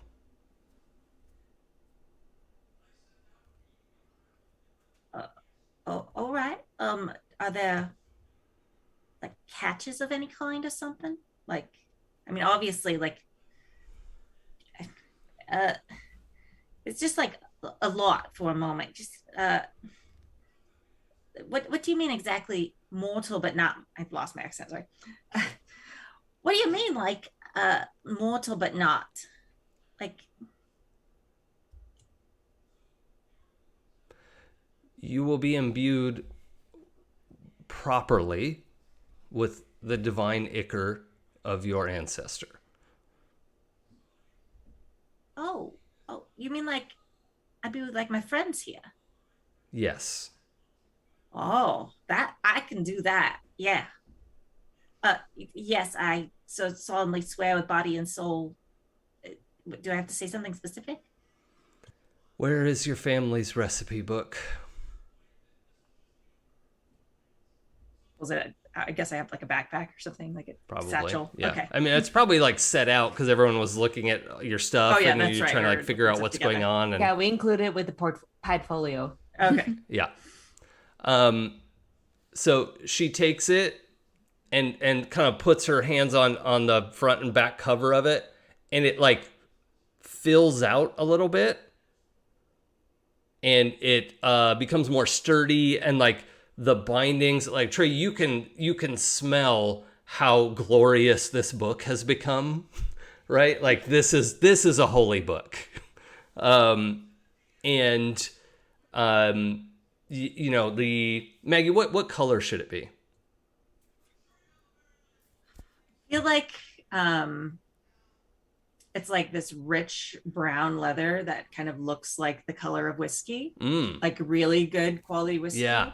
But then it also has like these etchings and like on the top that are like these Celtic knots and Celtic designs Yeah. that have been like long ago like painted, that have like a faded like green and like gold like gilding look to them. Mm-hmm. It's kind of worn, and like but as the leather and that whiskey colors become more rich, like there's kind of like this like deeper beauty to it, even though the paint and like gold gilding is kind of like worn a little bit. Okay. The book refreshes itself. You can see pages are added to it. The spine grows, like thickens as the book gets thick. And the book is thick. What do you want? And those etchings, the gilt, all of it like refreshes itself, you know? And she hands it back to you quite reverently as well, even though you can feel it's not disdain, but it's just like dislike. Like she doesn't like you. And is doing this purely out of like, this is her fucking job and today it sucks. But she hands you this book and she says, that has every recipe your family has ever devised. And some that, let's say, your father would like you to expand on. And she holds it out for you to take. Maggie like reaches out very reverently and like takes it and is just like in awe of it, but also kind of like trying to avoid eye contact. Thank you. She doesn't know what else to say. Like it's like this little thank you, like barely like she's intimidated and not sure what to say, and but also like super excited and like astonished at this. Okay. Yep. And also at the same time, with just a description of Maggie's gifts, you can feel, you know, as you take this book, your alchemical text, you can also feel like all the gears of your mind like perfectly aligning and sliding into place, and just puzzles that were puzzling are not, you know, just all of these things settle into place, and you'll rediscover your epic tools when you get back to the workshop. But these are the things you have available to you. So when you take the book, the Morrigan looks around the room. Can she say something still? Yes. Does it look like she's about to leave? It looks like she's getting ready. She just isn't in a hurry. And like, so yeah.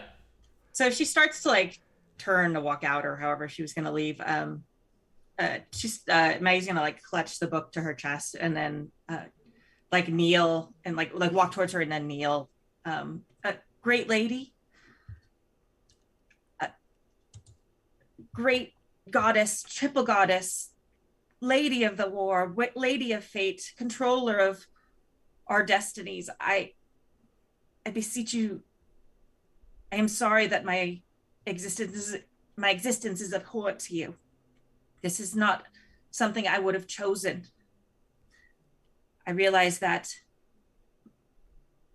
there have been many wrongs done to you, and I too am the product of those wrongs. But know that if I had had a choice, I would not have crossed you or done anything to displease you in any way. She turns around and you all can see the expression on this being's face is like low-key impressed, right? Like as impressed as an immortal being is going to be.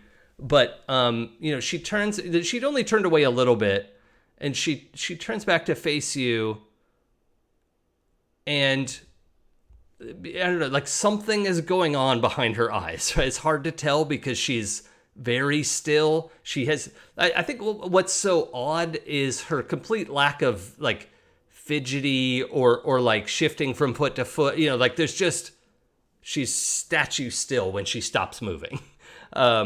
But when you say this, and like some of these are keywords that I don't think you knew that you knew, Maggie, right? But like all of these things have clicked into place in your mind. You're like, oh yeah, all these prayers that we've been saying, but were to the Dagda, but they were also to the Morrigan.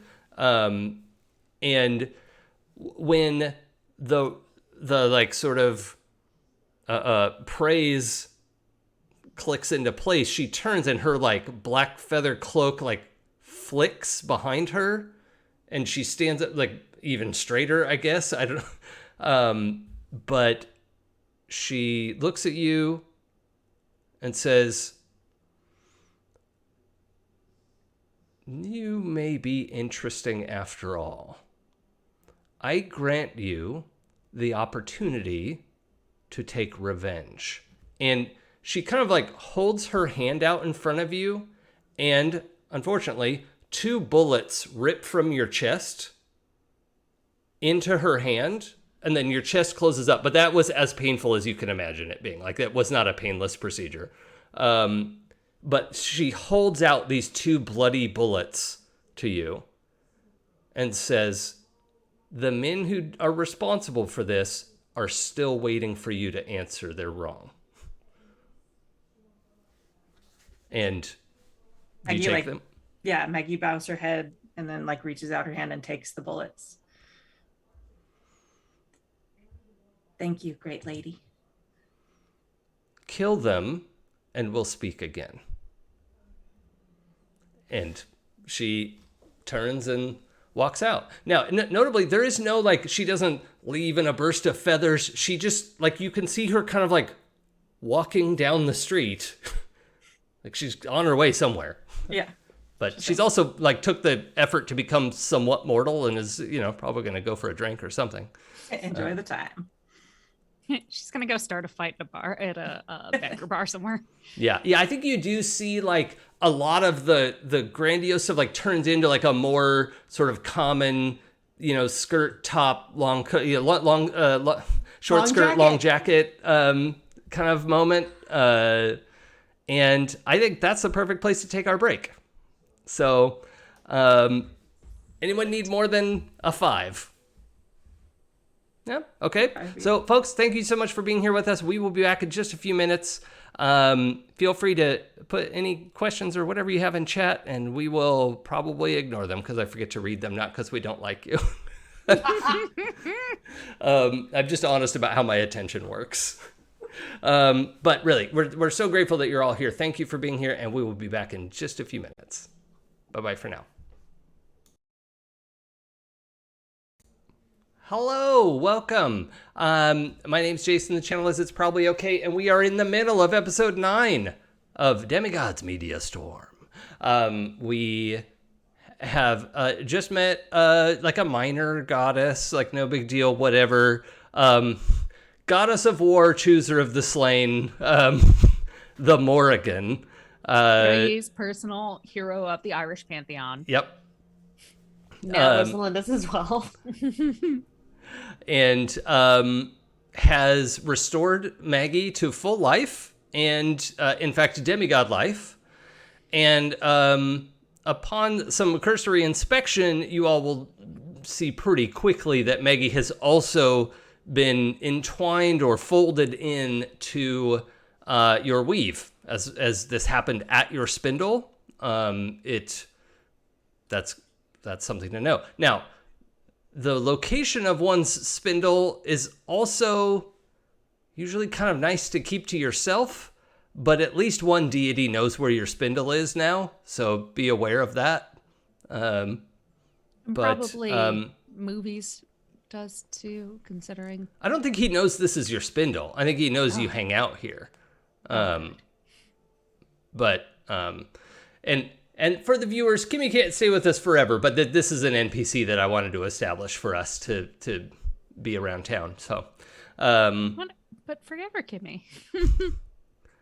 I tried. Maybe sometimes. I tried to trap her, but you know. Yeah, Kimmy's can escape traps. Most traps, they are squirrely. So. We're very, very squirrely. Okay. So, yeah, I don't think we have to do a recap in the middle of the show. Yeah, the door is hanging open. The air becomes less cold. Everything kind of speeds back up to normal as she walks out of range. And yes, Dork Lord Canada, Demigod Kind of Life is a song by Third Eye Blind, which is literally what Stella is experiencing. And That made it hurt more. yeah. Yeah. I love it. Mm-hmm. So I am still going to have that gift go dead for the scene, Stella, but let's pick up here. It seems like not a place to fast forward through, but we won't spend all day here. What is the scene? Well, okay, that happened. I am going to rush to Maggie and like grab her around the waist and just spin her around. Like, that was amazing. It was the actual fucking Morrigan. Yeah. Wow. And then the way you talk to her and she like, whew. Maggie like blushes a little bit when that happens. Yeah, I mean, she's so amazing. I didn't want her to keep hating me. I didn't know what else to do. But oh wow, when she turned back around, I was so afraid she was gonna like just obliterate me on the spot. But then she kind of smiled. Yeah, I saw that. Wow. Honestly, maybe if you, I mean, not to make decisions for you, but like, you never know. If you really like get on her good side.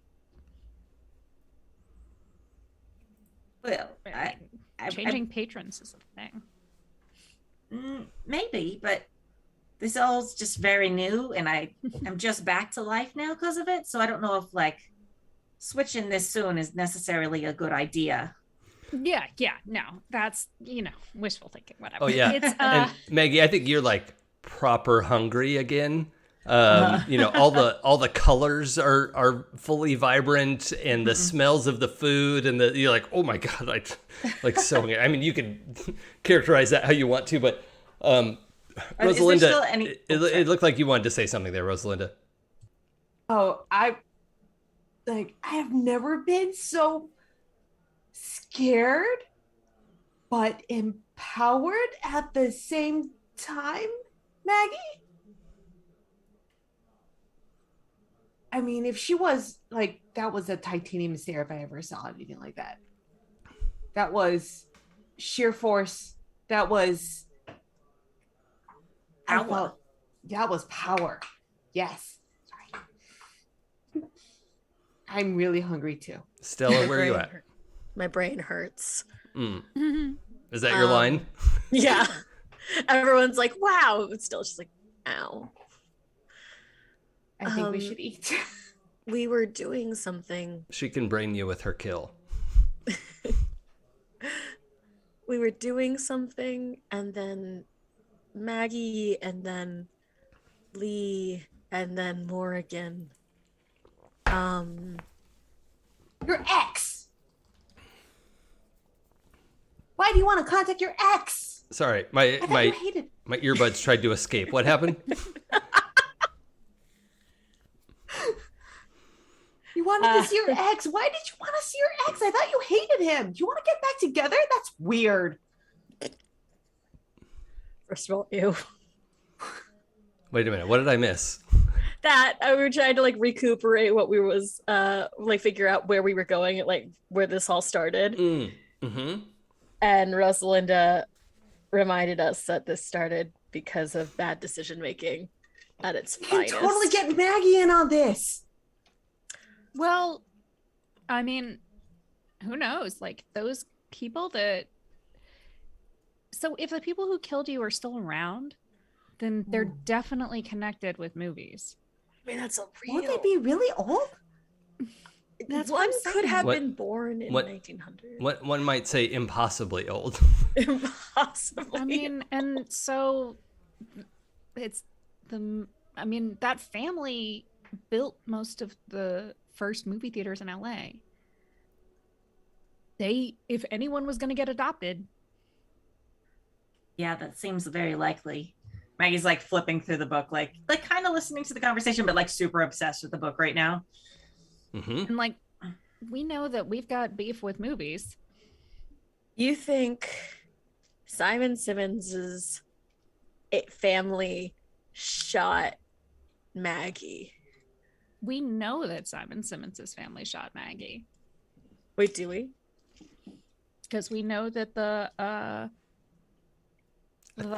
think that's mobsters technically a leap, but I'm not well, gonna. oh, sorry. I thought we had made that connection between like the Well, family would be movies, Yeah, not blood relation. I meant blood the mafia relation. family was a huge part in getting like movie theaters and stuff established in the Hollywood area, and profited hugely from that, and et cetera, et cetera. I mean, even if one of them didn't get adopted, the idea that like, how else are they still going to be out there? Right. And if the Morgan wants you to kill something, like, there's a good reason to believe that it's actually alive. Mhm. Yeah, they've got to be there somewhere. Can I see the bullets? Maggie like sort of hesitates. Oh wait, like, no, my third eye is broken. I can still Oh. try something with it, but like, Although actually, actually, I mean, wait. this is the time when I could actually pierce the veil pretty well. On that Hold one. on. Yeah. I just want to add something to Stella. Is your third eye like? Do you think of it as like in the middle of your forehead? Yeah, it's a chakra thing, but yeah. Yeah. Okay. So I'm gonna say you all see like, like if you shoot a bullet through glass, the kind of like spider web that's there.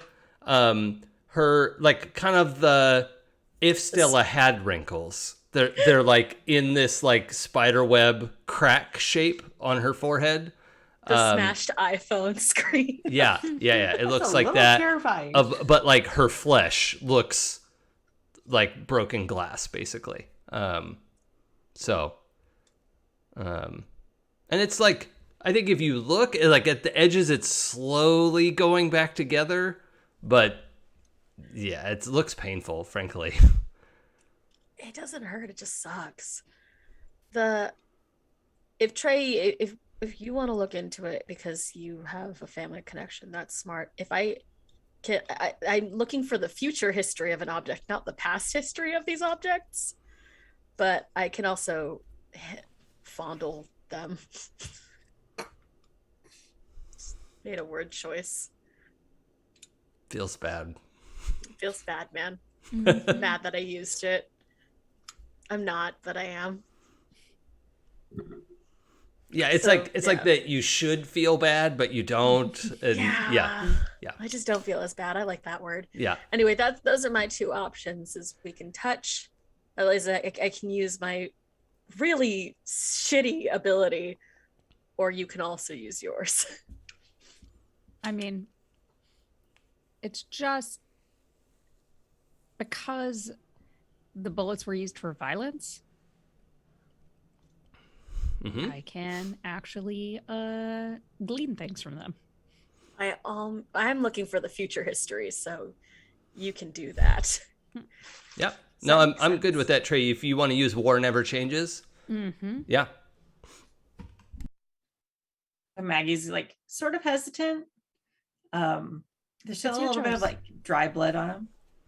Sorry, I always get a fake sneeze on this show. I don't know why. We just have that effect on everyone. Yeah. She kind of clasps them in her hand and then like kind of like puts her hand to her chest where they were sort of just ripped out of where they've been. Yeah, there's like for- blood on your shirt and Yeah. And then like hands them to Trey, like, and you kind of get the feeling like this is a big thing, like a big trust thing. Also, as you actually like finally open your hand and look at them, and you're handing them over to her, you can see there is this like Celtic filigree, and in the tiniest letters, like you're gonna need a magnifying glass, but like it looks like there were letters on each one, but like the height of the width of a fingernail. I think it's just because you're demigods that you can see it at all. But yeah, to anyone else, it would just look like a ridge in the side of the bullet, but looks like some kind of lettering. Okay. So I am going to take them reverently. That's like, we're gonna find them. And then you can have your vengeance, finally. So much delayed. How would you feel if we did this as Trey kind of like putting her hand over them still in Maggie's hand and using your ability? Yeah, that's great. Yeah, Maggie, is that okay with you? Mhm. Yeah. Okay. I have thoughts. So, let's roll your. What did you get advantage for that? I get to use my prowess instead of judgment. Oh, nice. That's like having advantage. Mm-hmm. And that's a 9 on the dice. Plus Oh my. 2 is an 11. Okay, so that's all of it. So yeah, you get 3 questions, but in the process, the 2 of you kind of go into this trance state, and you can sense more than actually read the names on the side of these bullets, and they're the names of 2 men. One of the names ends in Marchigiani, and the other is a name you don't recognize yet, but is, a name that we can, I don't know, Joe Baker.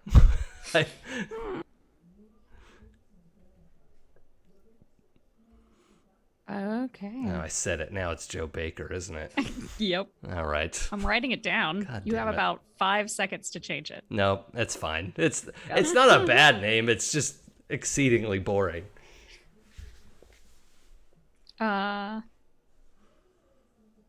Okay. It's fun how I just like make Oh up no, the way no. words Joe, are spelled. it's Joe Silver. Joe Silver. Okay, perfect.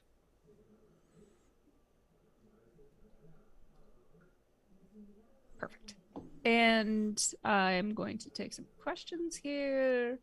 And I think you get 3, right? yeah. And Maggie, you also can ask a question from the Pierce the Veil list. Ooh, okay. That's a 4th question, not one of Trey's. Can I ask like what? So the who is responsible for this thing would be the names on the sides of the bullets. Mm-hmm. Mm-hmm. And so can I use this to find out where they are? Or are you asking who is responsible for these? Yeah. Okay. So it is actually a slightly more layered answer in that you do get this Marchigiani and Silver character. But on top of that is they were sort of recreated through vengeance and justice, So these aren't literally the original bullets that killed Maggie, but this also isn't literally her original body. So, which is probably gross somewhere. Ectoplasm. Yeah. Thing. It's a miracle. It's fine. So who is responsible for this is those 2 guys, like each of them shot one of these. And then also who's responsible is the Morrigan recreated them. And they have a purpose, right? Their purpose is murder. Like cold blood in a fight, from a distance. Like it doesn't matter. Like they will fit any gun. They don't need to be modified in any way. You just like open a gun to put them in and it's gonna fit. So, these are like with the, like they're ready to shoot. They don't need like the casing and the powder and all that. Like they're ready to go. They are freshly made. Yeah.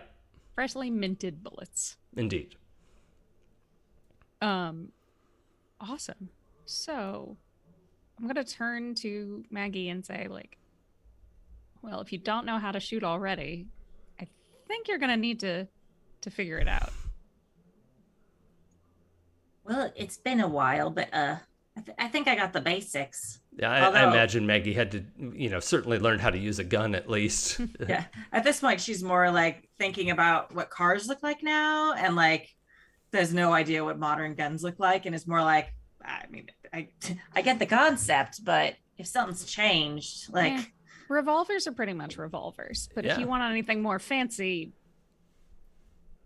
you'll probably need to go to the range. Okay. Oh, also, I was going to ask everybody who's not called Maggie, how many advances have you had?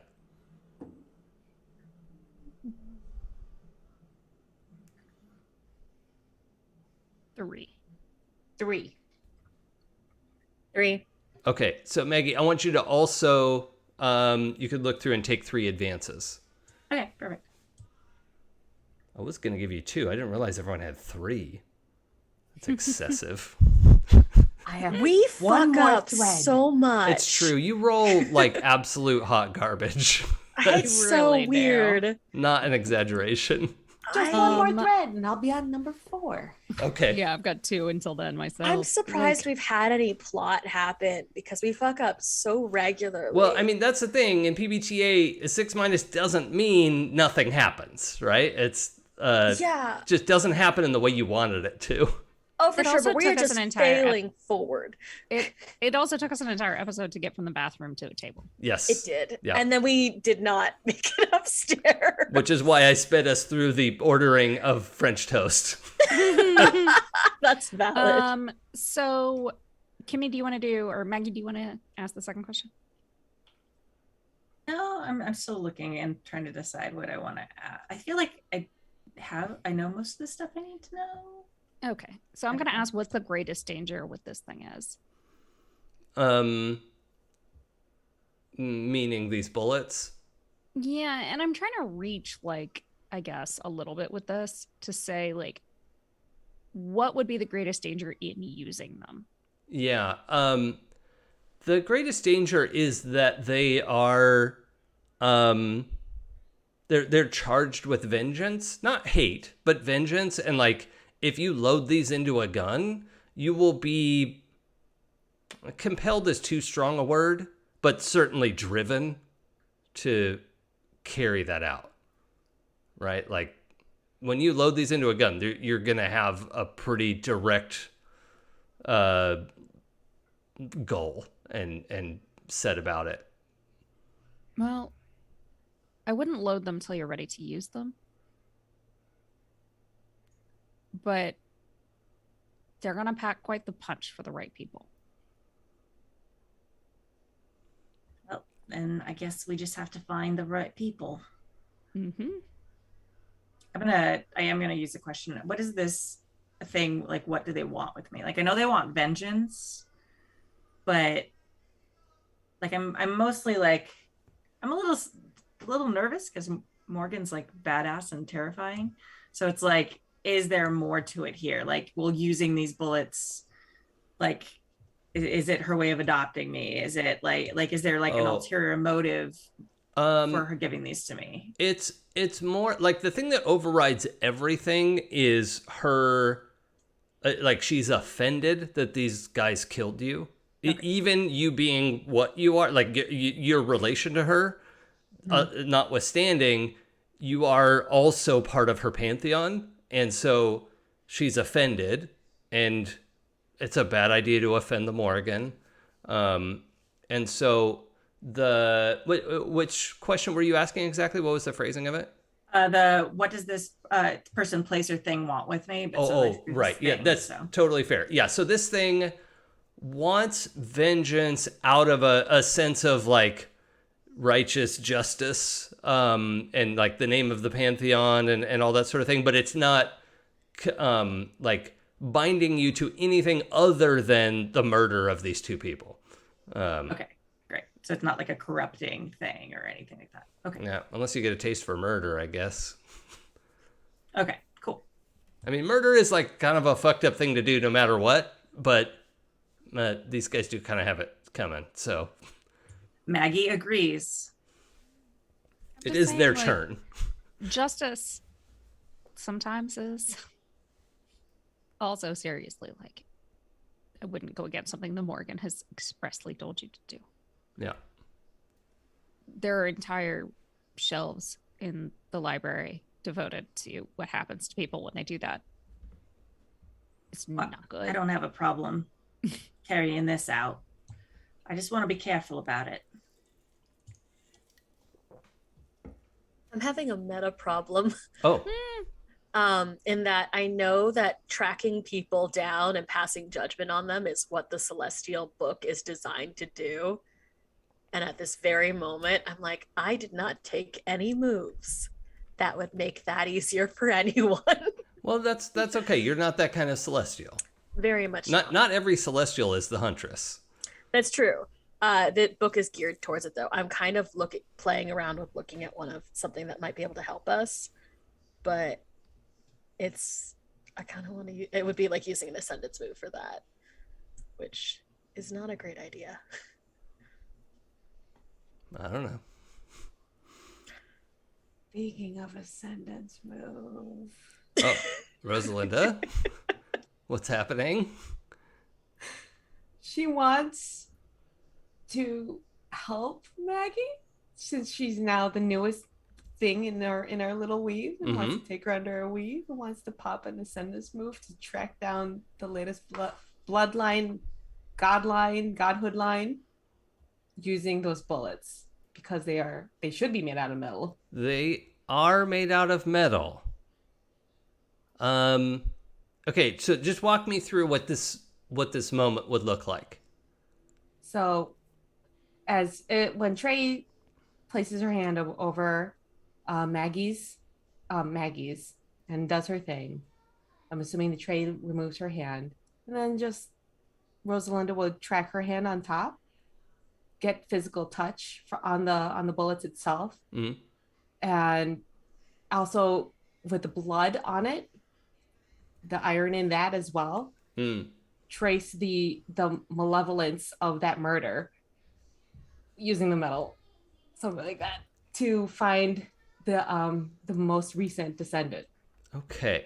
Now I'm open to this. This is doable, but the elemental's ascendance move is not exactly, I wouldn't describe it as precise.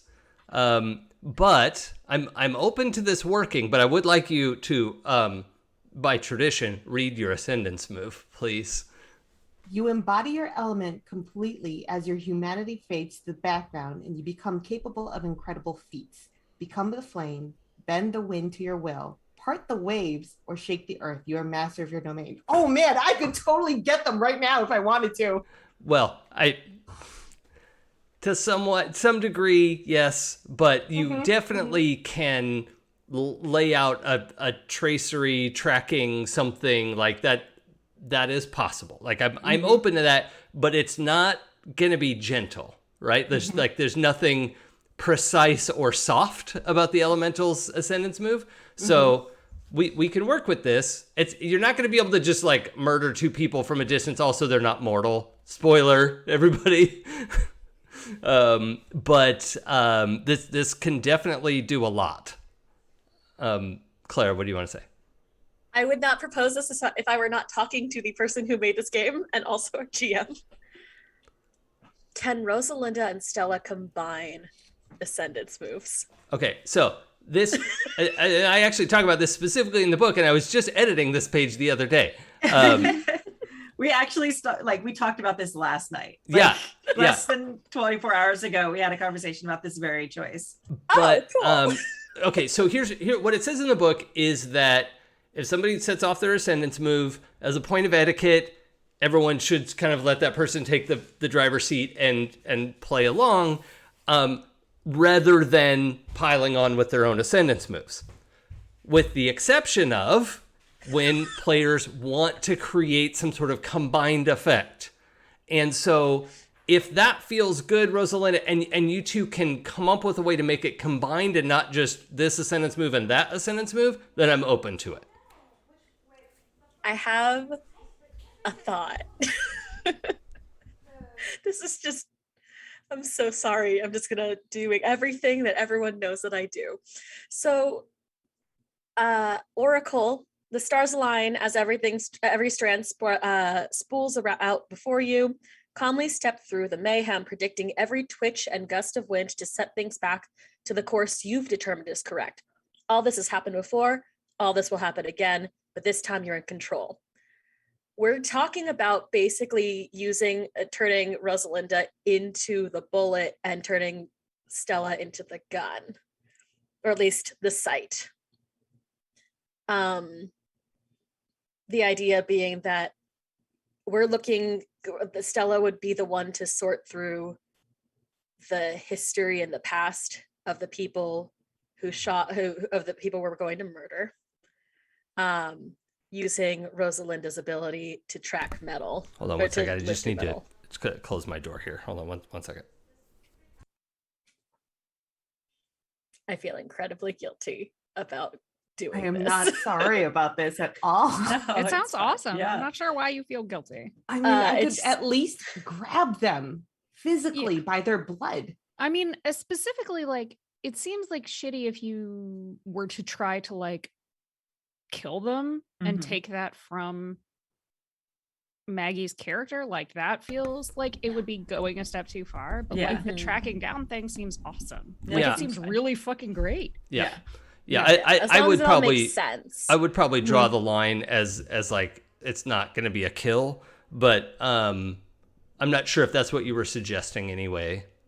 I went too far on the on killing, yes. Okay. But I think using Stella to track and then using Rosalinda to grab. Because I don't and bring think them either of our abilities will do the other thing together, if that makes sense. I Or also would do feel the like other thing on its own. I feel like the bullets would also resist. Like if you were trying to use them to take vengeance for me, I feel like the Morgan's power would like restrict you from being able to do that because it's like yeah, very the explicit. That's the enchantment point. definitely wants Maggie to pull the trigger. But so here's another potential telling of this.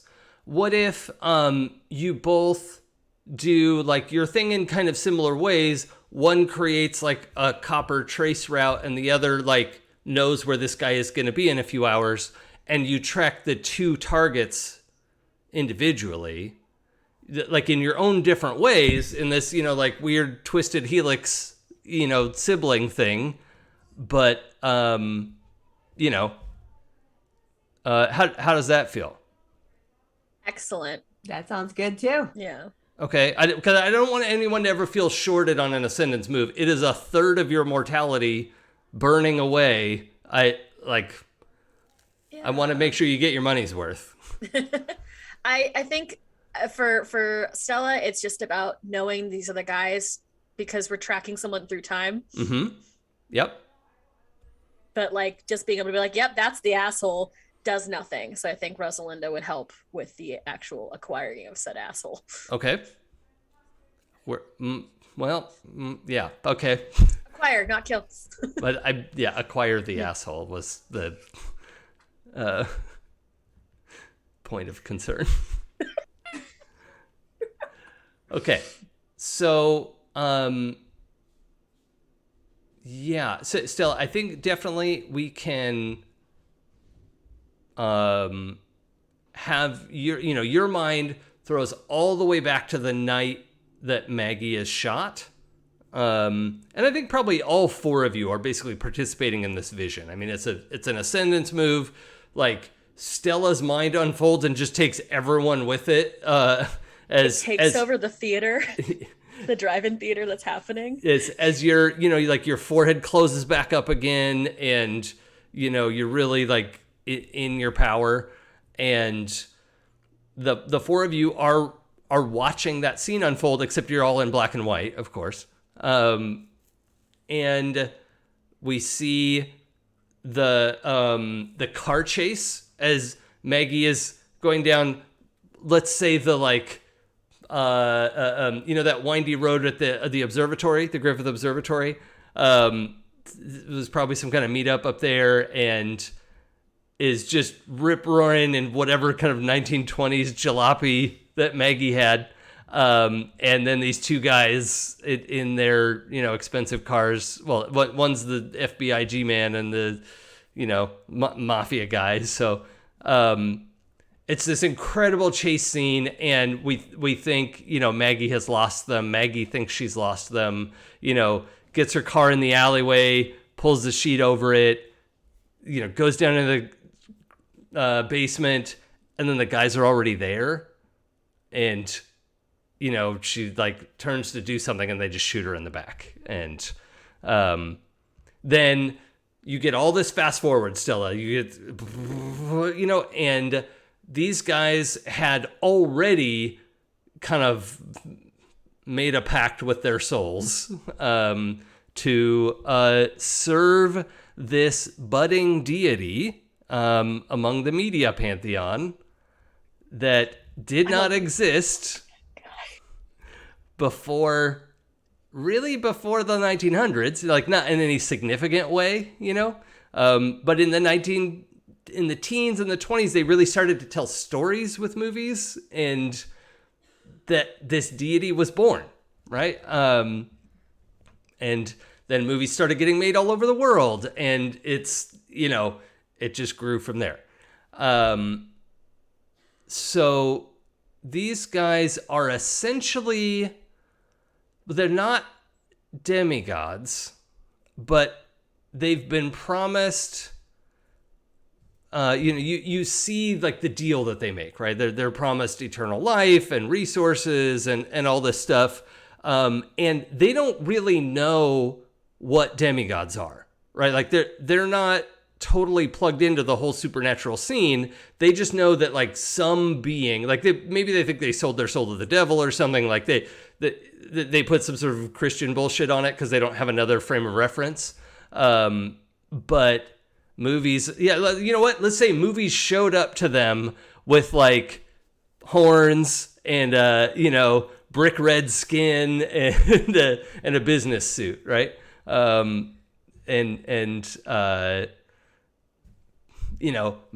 them sign a whole thing, and you all watching this are like, oh my God. Like, seriously, dudes. But the other thing that becomes clear is these two men are dumb. Like, they are not well-honed thinking machines. They are blunt instruments, and movies has used them over and over and over to get what it wants. Now, keep in mind, the deity movies is not Simon, right? Simon is a full-on demigod of that deity. Mm-hmm. All right? So just to make sure we're clear on that distinction. But we fast forward to the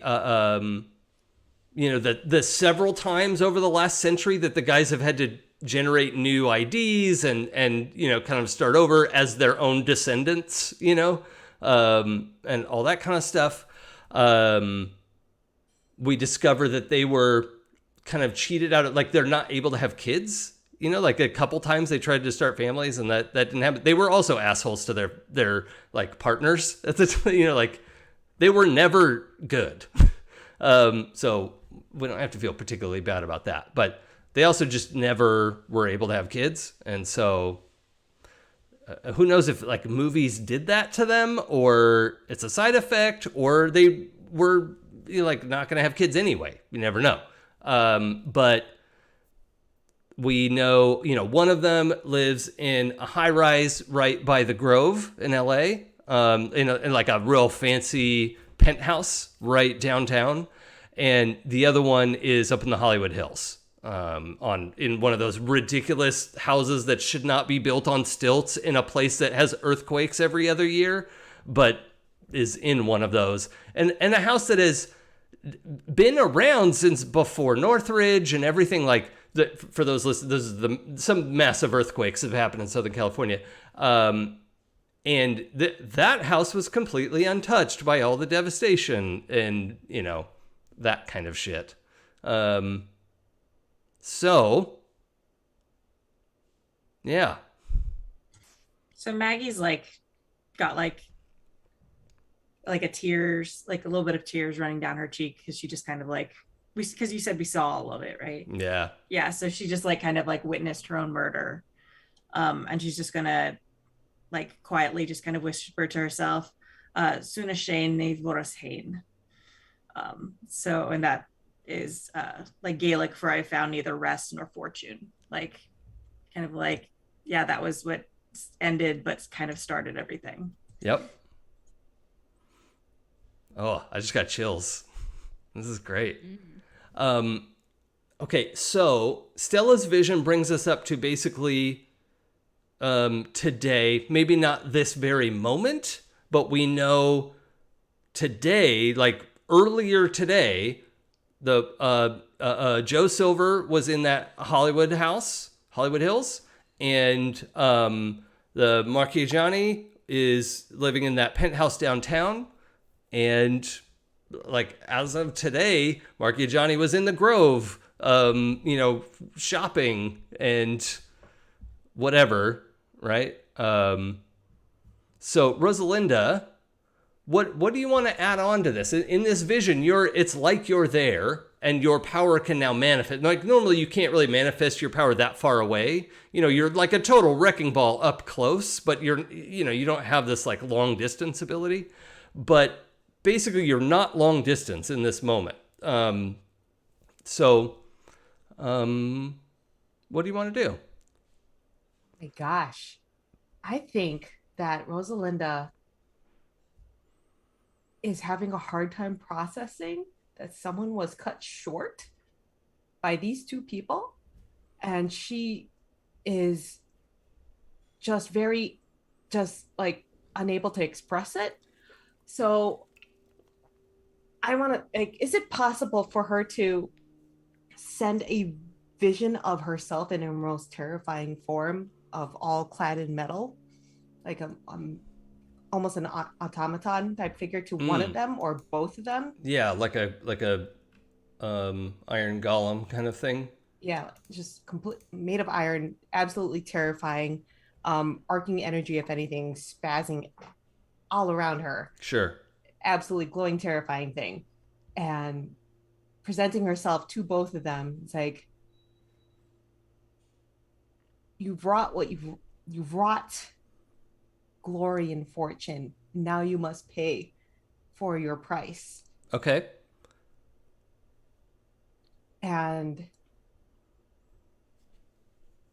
the person you've wronged, you must see the person you've wronged. So what? That's all. What? I mean, one option here might be, this golem is like holding him there, for you all to like hit the road and try to get there and do something about it. Can I like immediately snatch him back, and bring him to the cemetery? Well, I think they're like fighting the golem, right? Mm-hmm. Like, and they are, somewhat immortal and have some abilities. But I don't know if we can just like pick him up and run to the cemetery. What was that? Iron cage. One hand grabs Marchigiani, just like plants him in his little penthouse. Mm-hmm. It's like a hand just right there. You stay there until I figure out how to deal with my feelings about this. Sure. Goes to the other hand, plants the other one down in Hollywood Hills. Like, you stay there too. Yeah. We'll come for you, okay? I love that. I love just like the rebar or whatever in the house just like exploding out to trap these men. I'll deal with you. She will deal with you. I'm helping her out. She needs this. I think I need this too. Mm-hmm. Mm-hmm. I'm angry by proxy. The second guessing is the cutest part. Like, I think I need this too. Okay. Cool. So yeah, we got the remote access via Stella. We got some cages via Rosalinda. This is very good. I like all of this. I'm sorry to have to haggle with you, Rosalinda, on your ascendance move. I just want to make sure it stays in theme. But yeah, where do we want to go first? Maggie? We found them. So like, we weren't able to see the thing with the cages and stuff. Oh no, yeah, you all saw we saw that too. The kind of the tail end of that of. Okay. you know. So Maggie seems like just sort of overwhelmed. Like it's all of this has happened very quickly for someone who's been sitting around a basement for like many, many decades. Yeah. So Like 10 decades Yeah. of basement I don't living. think Maggie has a super clear memory of all that time. So but yeah, exactly.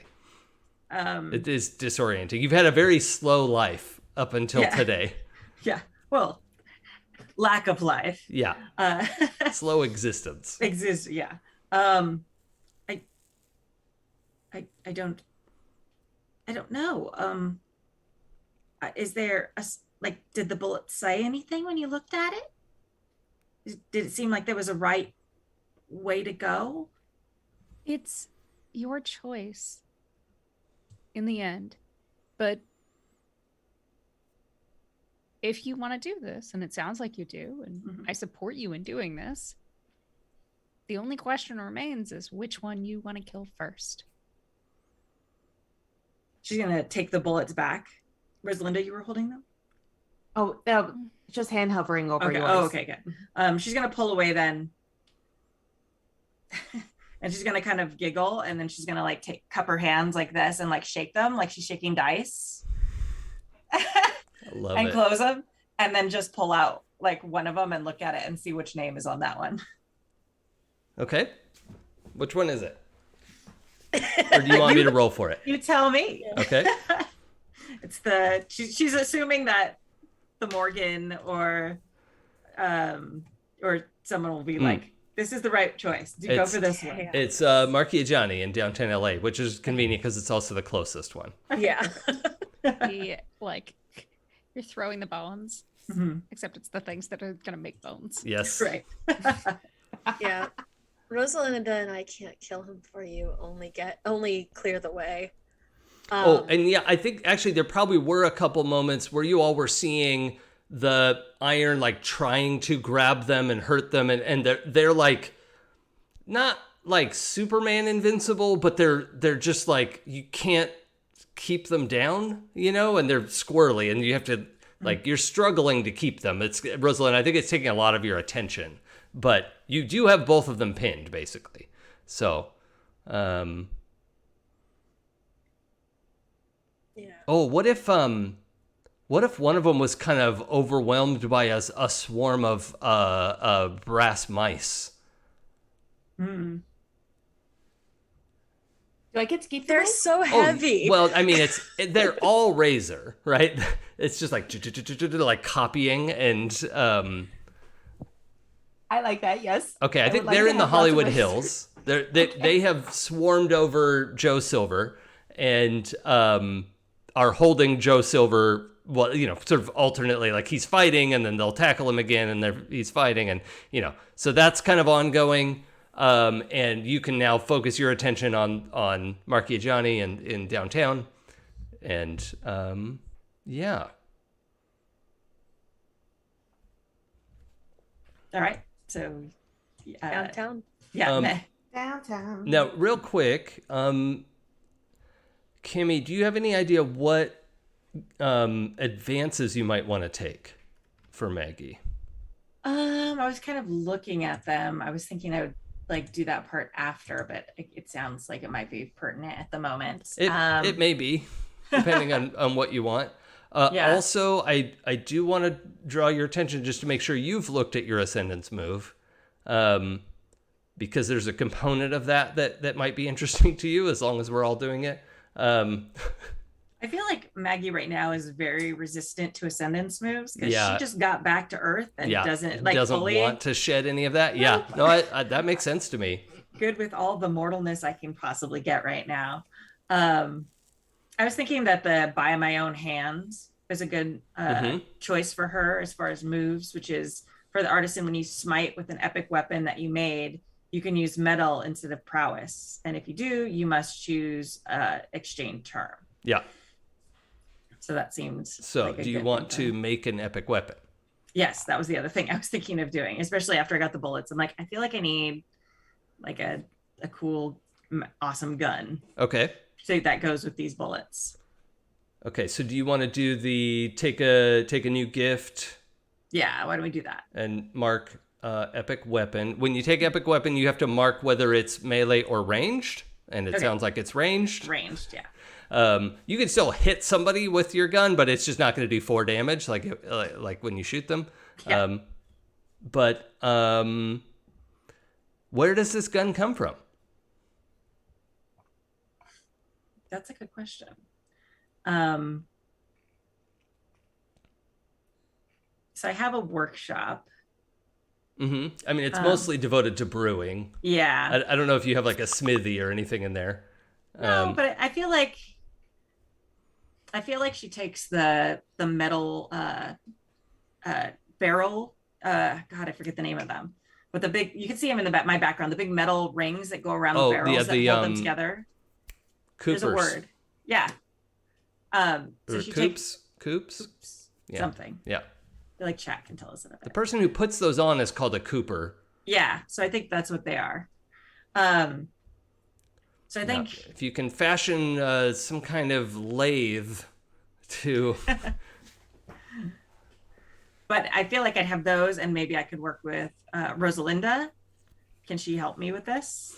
Since metal's not my thing, and so, but I can then imbue it with some cool potion power or something like that too. Yes, please. Yeah, I think if you want to, we can roll for your workshop, and you're marking an advancement to take it, so that is fine. Okay. And so we all head to. Okay, well, let's see. I'm trying to picture this. Is we're in the mausoleum. Mm-hmm. We track these guys. We pin them, and so we can go from the mausoleum to Maggie's workshop, which is on Melrose. Kind of. Okay. But I'm just trying to think of how we want to picture this. I'm not saying you can't do any of that. I just want to make sure we all have the same mental image, because these guys are pinned right now. Yes. So I don't know if we can really do a crafting montage. That doesn't mean you can't get your gun. You're in the car. It's not going to be in a crafting montage. Okay. Let's see. Oh, they're called hoops. Thank you, Dorkler Canada. Oops. Okay. I mean, that makes sense. I wonder why Hooper isn't a common last name. Hopper is. And I know a Cooper is somebody who makes barrels. Yeah. I don't know. Not I mean, if it can barreler just either. magically appear, or I'm good with, I'm good with not, I mean, I guess I have to make it. Yeah, I mean, it's fine because you're taking an advancement. You can make it, or you can get a gun and imbue it with your artisan spirit. Mm-hmm. Maybe there's one buried with someone in the cemetery. What about, I mean, we have an armory in the Wreck-It room. Yeah. Is there, can we say that okay, there is a gun there that you could make your own? Yeah, or maybe there's enough stuff there that we could just run over to the rec room and I don't remember it ever being described as having guns, but I think we could certainly make one there. Probably have enough scrap, something to make something out of that. Yeah. Mm-hmm. I know we had an assortment of weapons. So.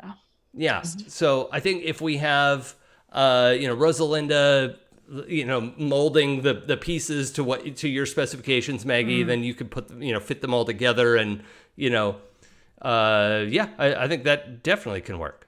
Okay. So we all run across the cemetery to the rec room, which is eerie because it's open air, right? And you could see people walking by, but they ignore this section of grass where there's a pavilion tent set up and racks of weapons, spears and swords, and armor racks set up, and it's all mundane stuff, but it's as in not divine, right? But it's there's a lot of pieces here that you can, Rosalinda can twist a firing pin and springs, and all of the pieces of the gun that that would be necessary. So what you know what? I want to roll something just because we're in a hurry, even though it's an advance. And you're gonna get it no matter what.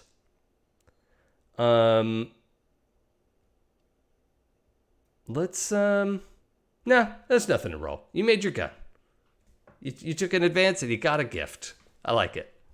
Okay. And yeah, Rosalinda, you're able to, with Maggie's, guidance, you make the barrel and the, all the pieces that the gun requires. Maggie, you fit it all together.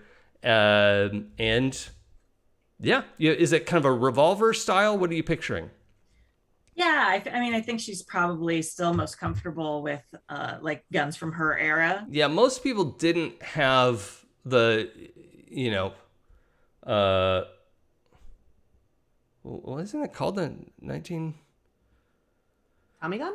No, the 1920, like the original kind of semi-automatic pistol that had it loaded with a magazine instead of the I think she's Luger? the I think Colt it's probably 1911. Thank you, Oh, yeah. Foxmoto. Yeah, the Colt 1911, which means it was around for a decade before you died, but it certainly wouldn't be in common use.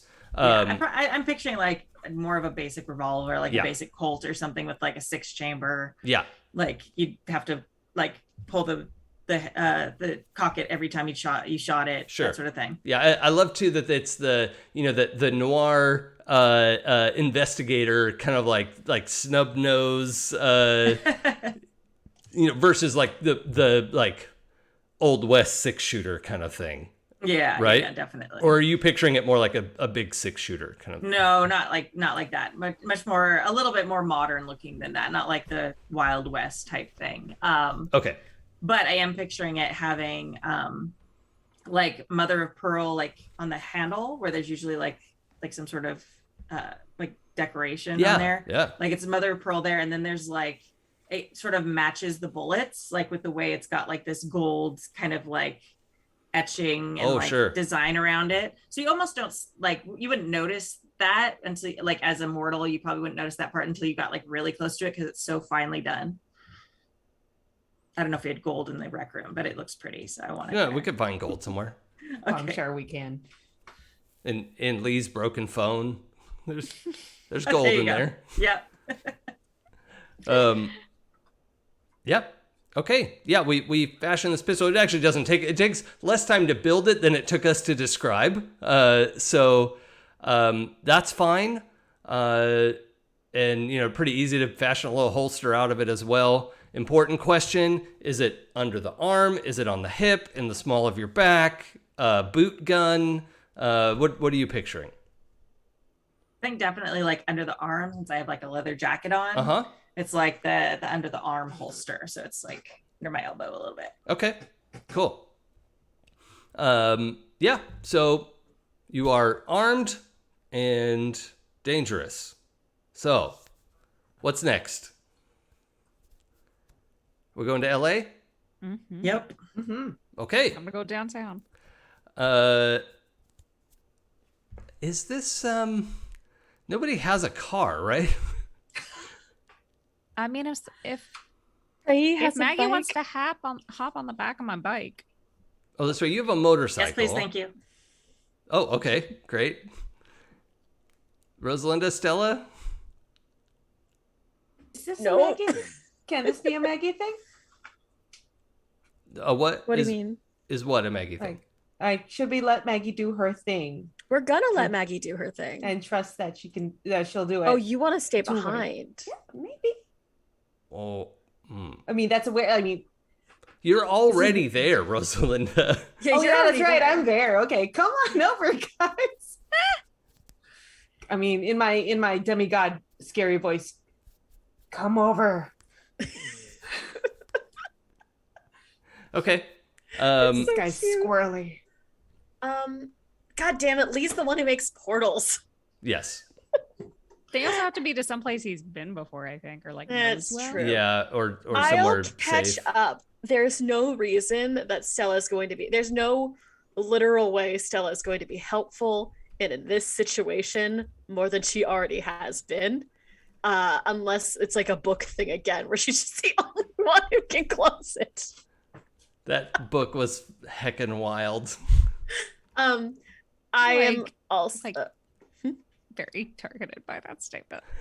I'm also trying to decide between reducing my lowest attribute by 1, which would give me a -2 to physical. Oh yeah, I do want to prowess let's levels. decide those consequences before we move on. I saw Rosalinda, you picked the -1 to your lowest stat. Yep, which Yep. is judgment. Okay. Can I take a -2? Will you let me Oh, take can a -2? stat go to -2? Yeah. Yeah, if you get if it's with your ascendance move, yes. All right. But you I also can think- only choose that option once from Oh ascendance. shoot! I gotta do that 3 times. Okay. Well, no, you only pick one more because after the third one you ascend. So Oh no, I know. I'm just like looking at them like, oh, I can get both of because there are 2 that I'm like, these are fun. These seem Yeah. correct. But- Yeah, I'm gonna reduce that stat to -2. Sweet. Don't ask Stella to open a jar of pickles ever. No one would. That's what Rosalinda's here. Nobody's first choice is Stella for that. For that specific purpose. Ask her when it will open, and that's Is this ever opening? yeah, when Rosalinda gets here. And also, after the ascendance move has or during it, if Maggie might have noticed it more, Stella still takes on that aspect of like the crying party girl, Mm. but full 1920s look though. Like Oh, she cool. just looks like she looks kind of like Clara Bow, I'll like have with to the, Google that like, one. curled hair, the baby Betty Boop lip, and the 1920s Oh, yeah, I makeup know, had yes. the big they started the raccoon eye thing, to be Yeah. honest. So there's just a lot of makeup everywhere. Yeah. But yeah, Stella's now just fully flapper girled out for the rest of the night, I guess. Cool. I like that. And So she can get a makeup wipe. does Rosalinda look different in any way? Understanding that through ascendance we become stranger, in whatever regard. What stat did you lower, Rosalinda? Judgment. Now it's back to -1. Because Okay. she's so swept up in the moment that it's not necessarily the smartest move. Well, was that your lowest? Oh, you had everything up to 0, huh? Yeah. Okay, cool. Yeah. We got it better and then went back down a little bit. But now she is looking just where someone would be contouring their face, like this outer area, like Mhm. is turning into the patina of copper, of the green copper, Yeah. and then pushing back her hair is more pushed back and more spiked Okay. in that green copper. Like it's definitely becoming more metal. Is the hair almost like becoming wiry? Yes. Yeah. Yeah. Cool. Like it's still hair, but some of it's wire and like, yeah. Cool. Mhm. I love that. Very structured. All right. I mean, you definitely have a lot of control over your hair in that you're like, bend it. Okay, done. Like, yeah. All right. So, just aware of our time here, I'm going to move us to downtown. Somehow, Stella and Rosalinda follow Trey and Maggie on the motorcycle. They get segways. I don't know. You manage it somehow. Oh, wait. Rosalinda, do you have safe passage? No, I do not. Oh, okay. Well, Unless never you want mind. to count my epic, me being tapping my ascendance move and taking these people as being epic, I could totally get that right now. Well, I mean, if you were gonna take it already, I don't have. Yes, you definitely did something epic. Stella, you should take a threat as well. That was absolutely epic. Fusion had that. Yes, I would like to take safe passage. That was one of my next things. Anyway. Okay, well, then you can easily pass through the power lines, the phone lines. Those are all metal, or actually, a lot of the phone lines are fiber optic, but all the power lines are metal inside. So if you want to travel through that, that's easy peasy. If you want to take someone with you, there's a roll involved. Stella, come on. Let's go do this. let's help our new demigods. I love that. I love the image of you like not explaining. You just take, hey Stella, let's go, because like Trey and Maggie are running to the motorcycle, and Yep. Rosalinda grabs Stella's hand, and then Rosalinda just sticks her finger in the light socket or in the like in the plug. Is everyone okay with that? I am. Yep. Great. All I love right. this image of like me like taking Maggie by the hand and being like, "You are going to love this." Oh yeah, And for she sure. will. Like totally. Okay. So yeah, the motorcycle takes off into the night. Rosalinda, what do you get on your roll? That is plus metal. So, haha, I get another thread. That's a 2 and a 2. Plus my 2 metal. That's a 4. That's a 6. Sorry. 6. Yeah. Okay. So Stella, you may want to try to help. Yeah, I would love to help. I'm not gonna get stuck in an outlet. All right. So you feel yourself like pulled into this, flowing through the metal like a tube, it's dark and confusing, and you don't know how Rosalinda perceives like this, but in that maybe you try to extend your perception a little bit, and you're like, no, this is the wrong power line. Whatever it is. But yeah, Stella, go ahead and roll plus the number of tangles you have with Rosalinda. Let's see. What are my how many tangles do I have with Rose? I still have 2. So this is such a bad idea.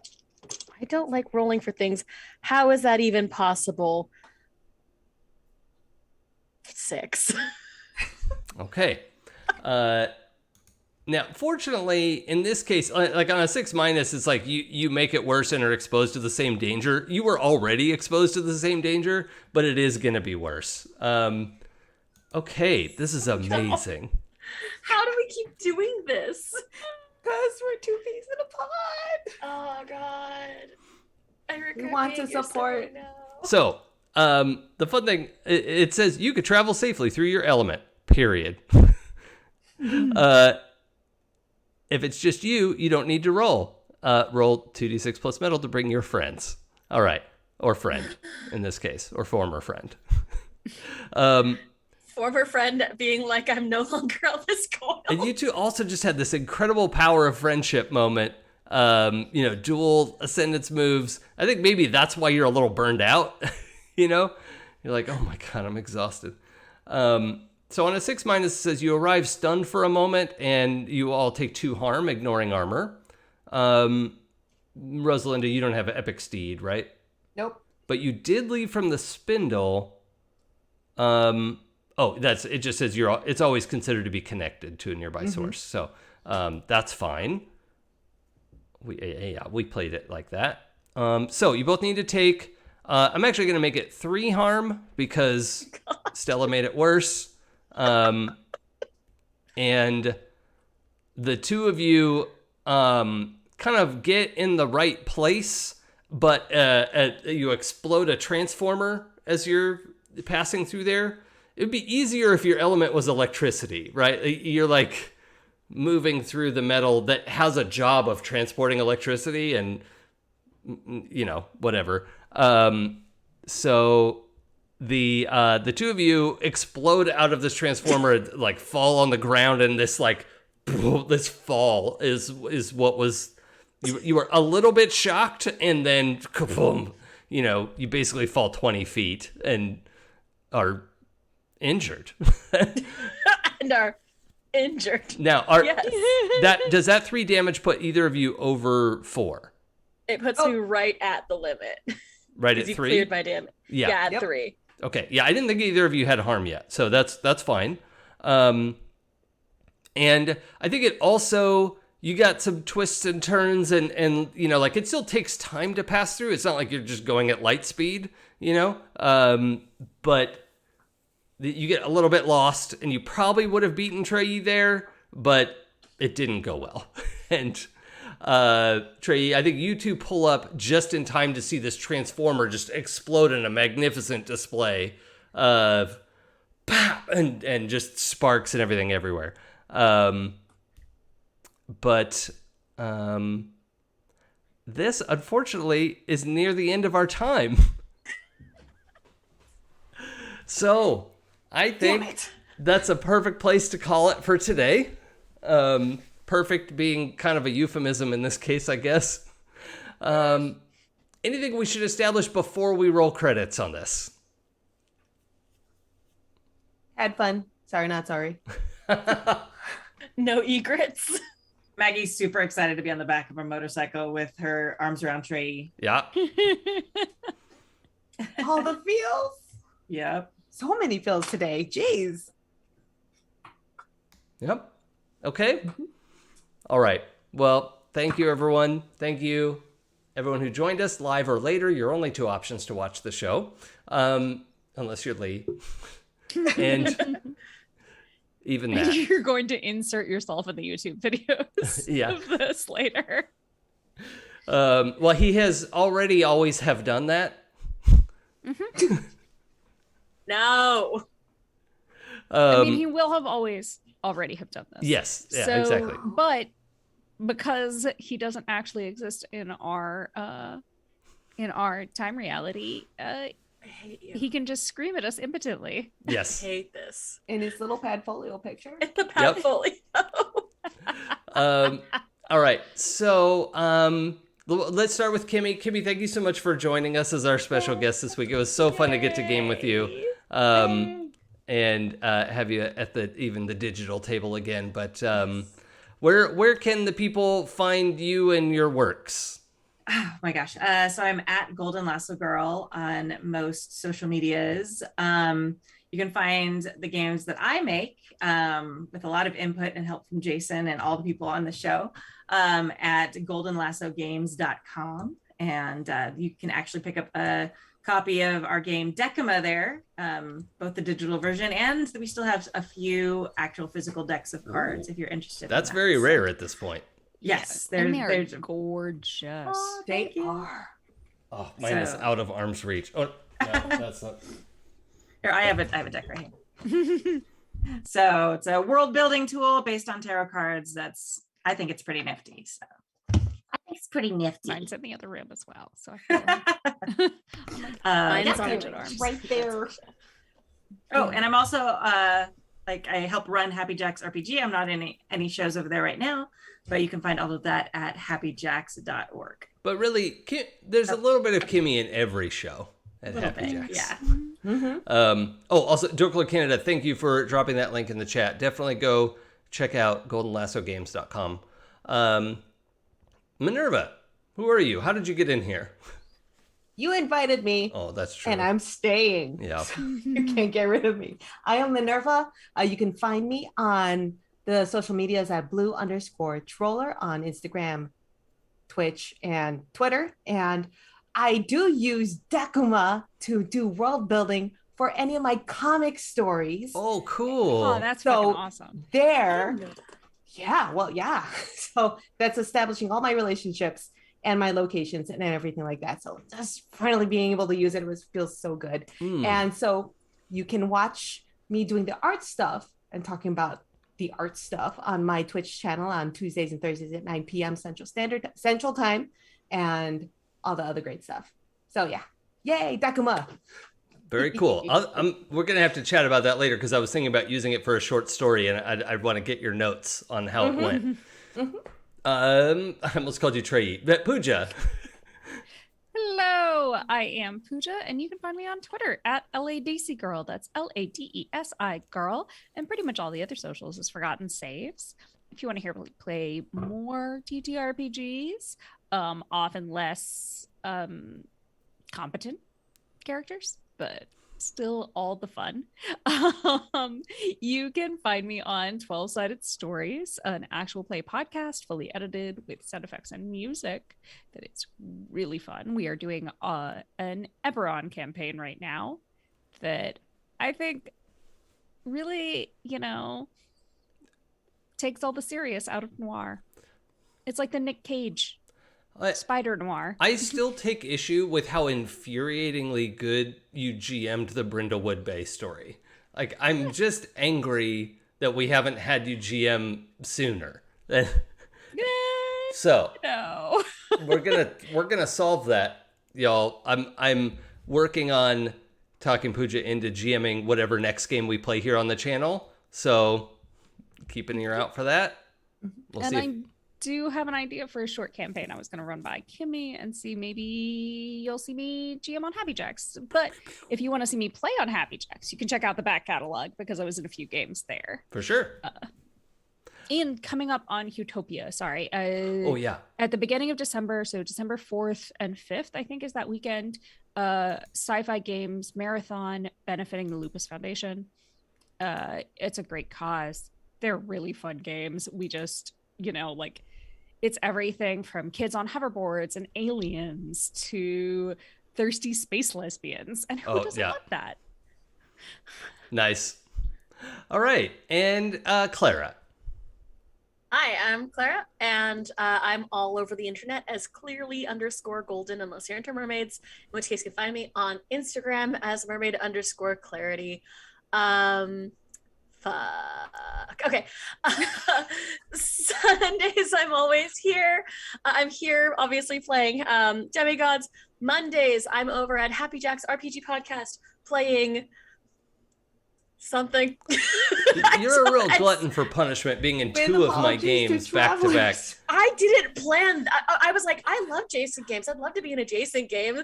And everyone was like, yeah, okay. You've made a Enjoy. horrible mistake. You made a huge mistake. So Made I'm good playing. life choices. We're playing an untitled space game called The Drop. The show is called The Drop, where I play